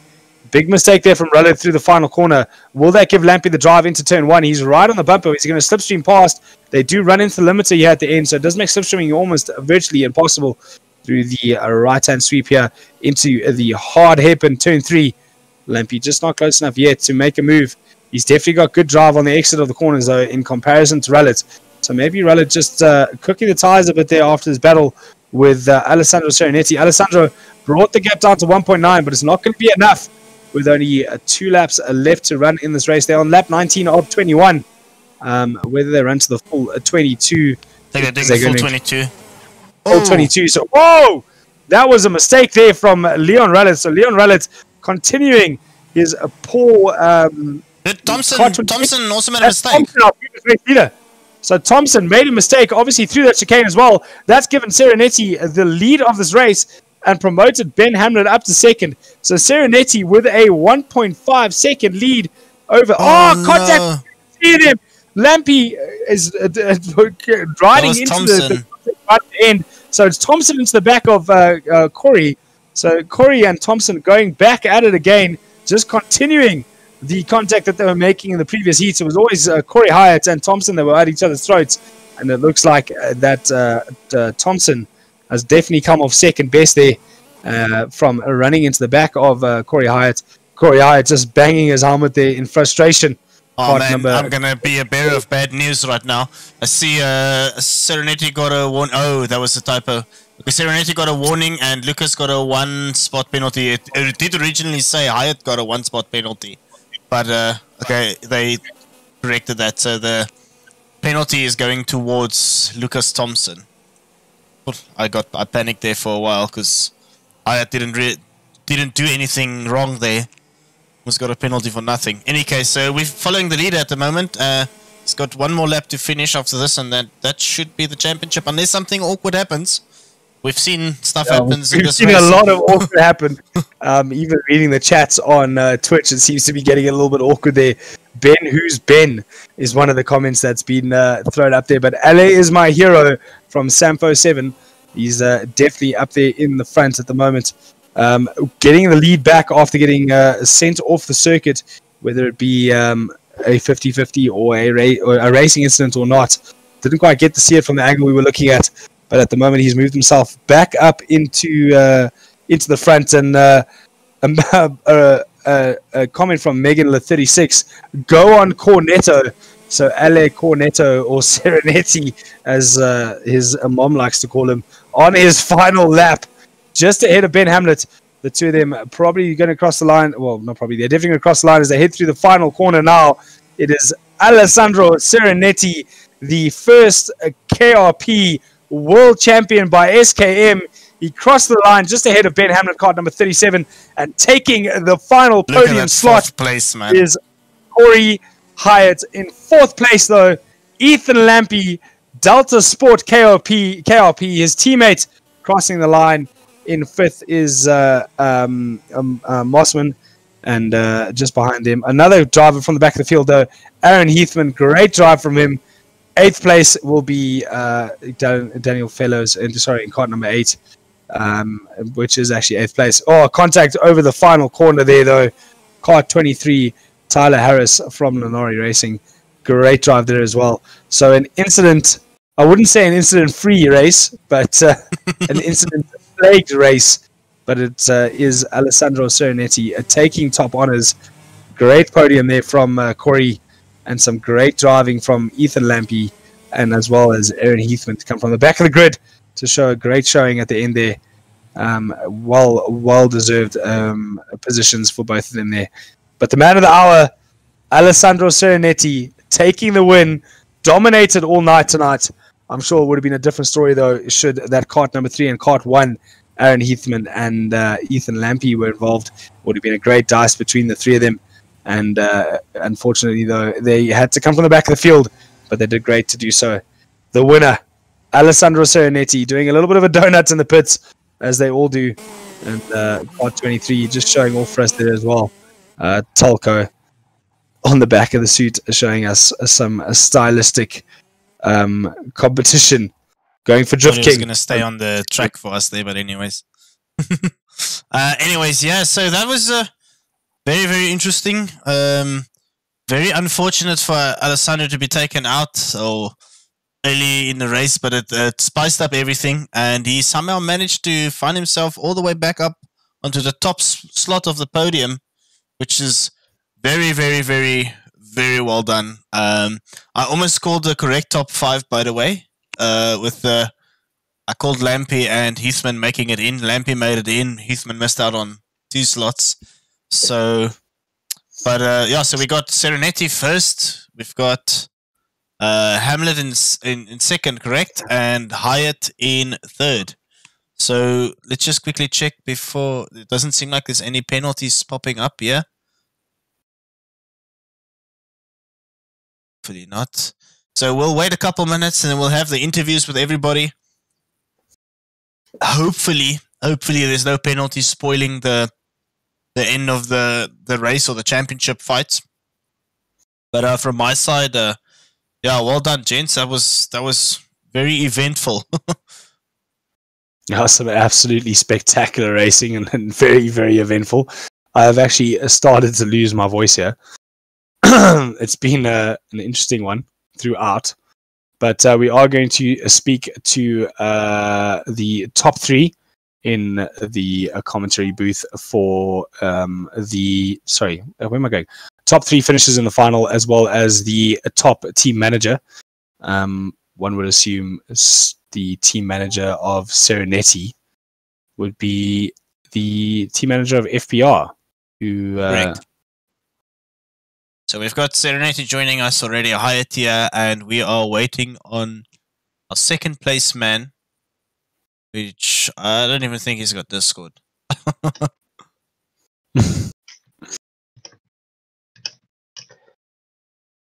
Oof. Just waiting on ban. What's for that bumper? There's a whole lot of bumpers. Hopefully that doesn't change the end result.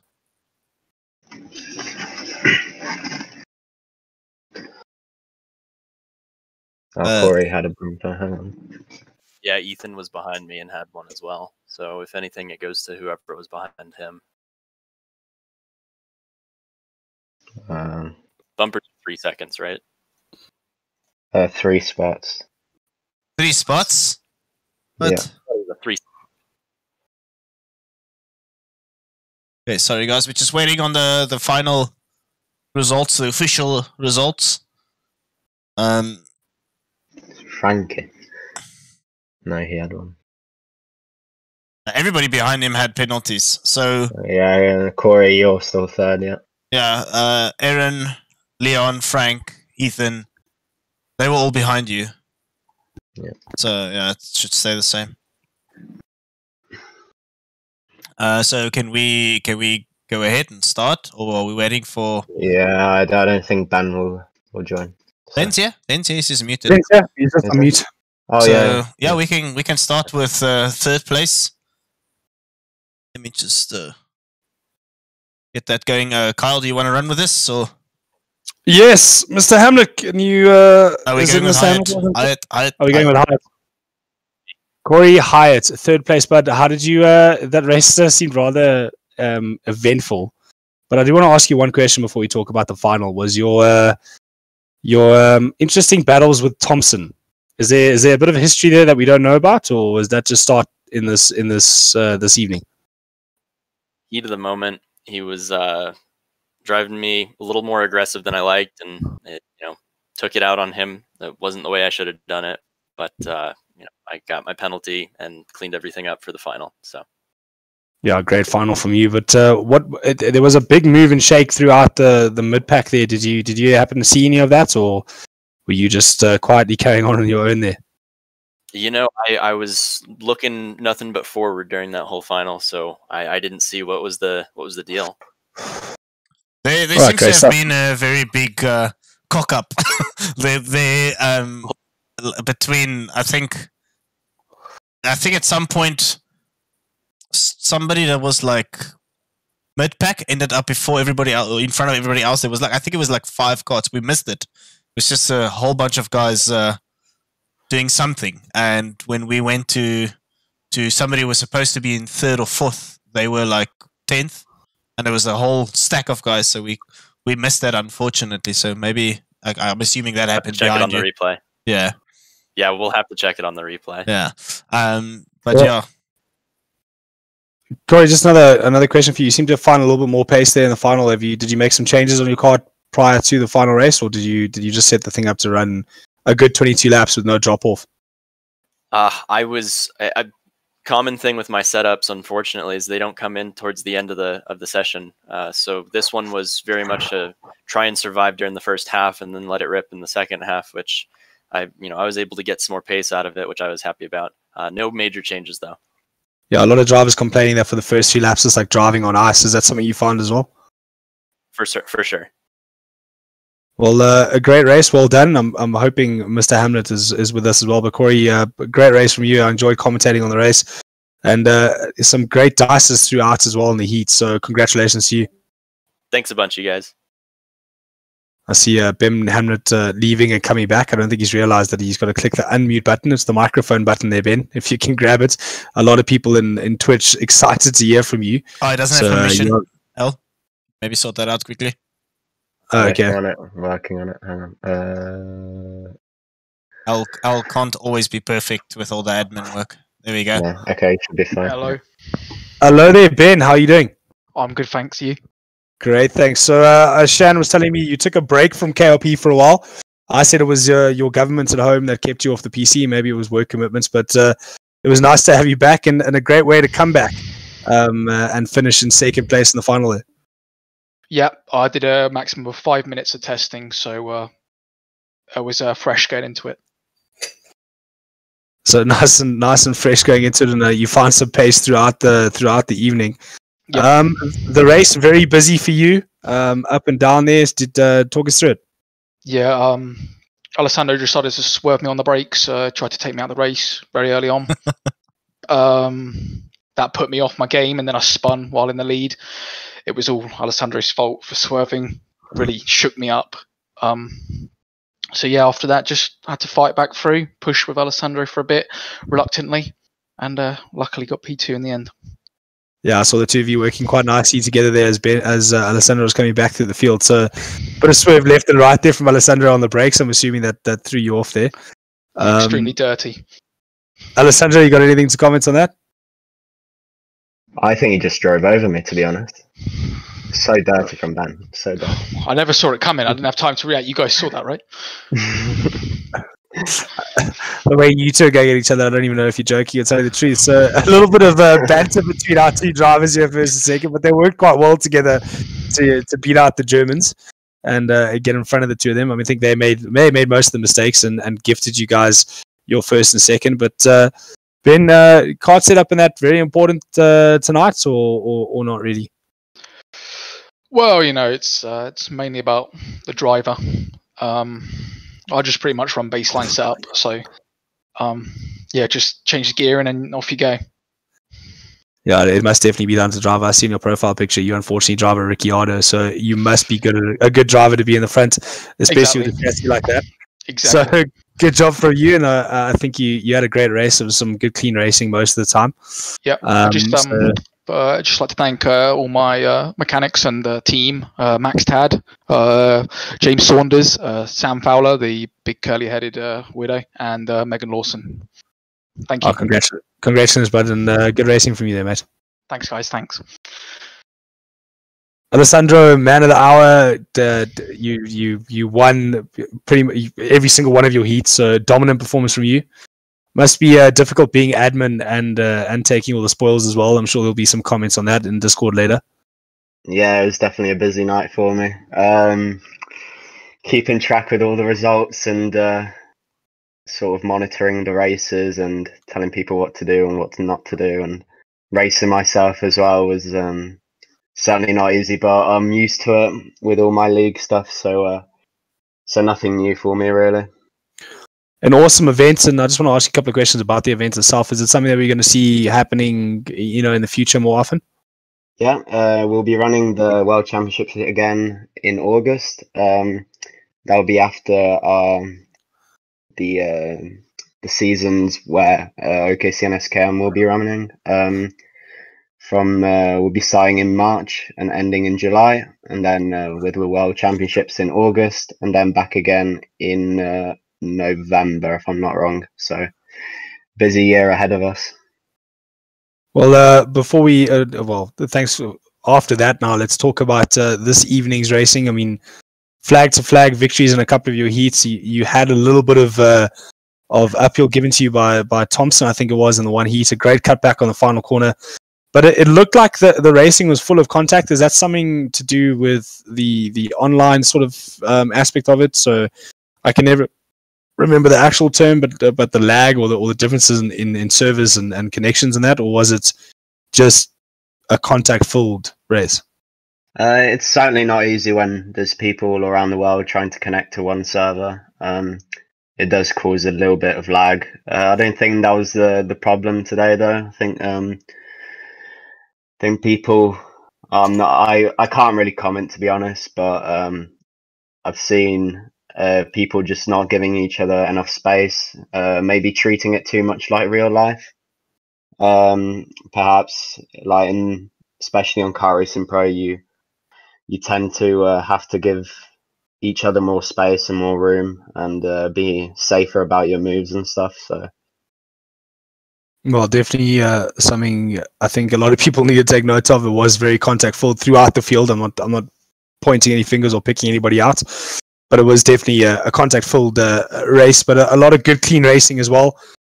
You didn't have a lot of hard work to do. You did get pushed quite a bit in the beginning of the final and dropped down. You had to come back from 6, which was probably the hardest you had to work all evening, and you did great to do so. So congratulations on that, and great job from you. And hopefully we get to see you guys again soon with OKC and SKM, and hopefully some more of our drivers come and join you as well. So we don't just have only South Africans in the commentary booth. But well done to you, and great win. Thank you very much. I'd like to thank yourself and you and Sean for the great stream. It's been great tonight, and everyone who's taken part tonight, and it definitely wouldn't have been possible without them. Ian, Connor, and Nick for the stewarding all night, and Corey for the track. He done some absolute stunts to get it out today. So yeah. Congratulations, guys, and from my side, thank you for a great event. Everybody involved in this are volunteers. There is no monetary value to any of us doing this. It's for the love of the sport and karting, and hopefully we grow this KRP World Championship by SKM, and we can see more drivers from around the world joining. We have mentioned a lot on the stream. If you guys want to get involved, you can download it from Steam Labs KRP Kart Racing Pro and get yourself involved in some virtual karting. But from myself, it's been a great evening, and I'd like to thank everybody for being involved, and congratulations to our winners. Thanks, gents. And from my side as well, thanks for all the people that were watching the stream. Thanks for the follows, the sub that we got, and thanks to Al for for arranging everything, getting everything going. It's been an absolute amazing evening. It's been worth being up till past 1 o'clock in the morning. Definitely gonna suffer later today, but it's definitely been worth it. So thanks, guys, and have a really good evening.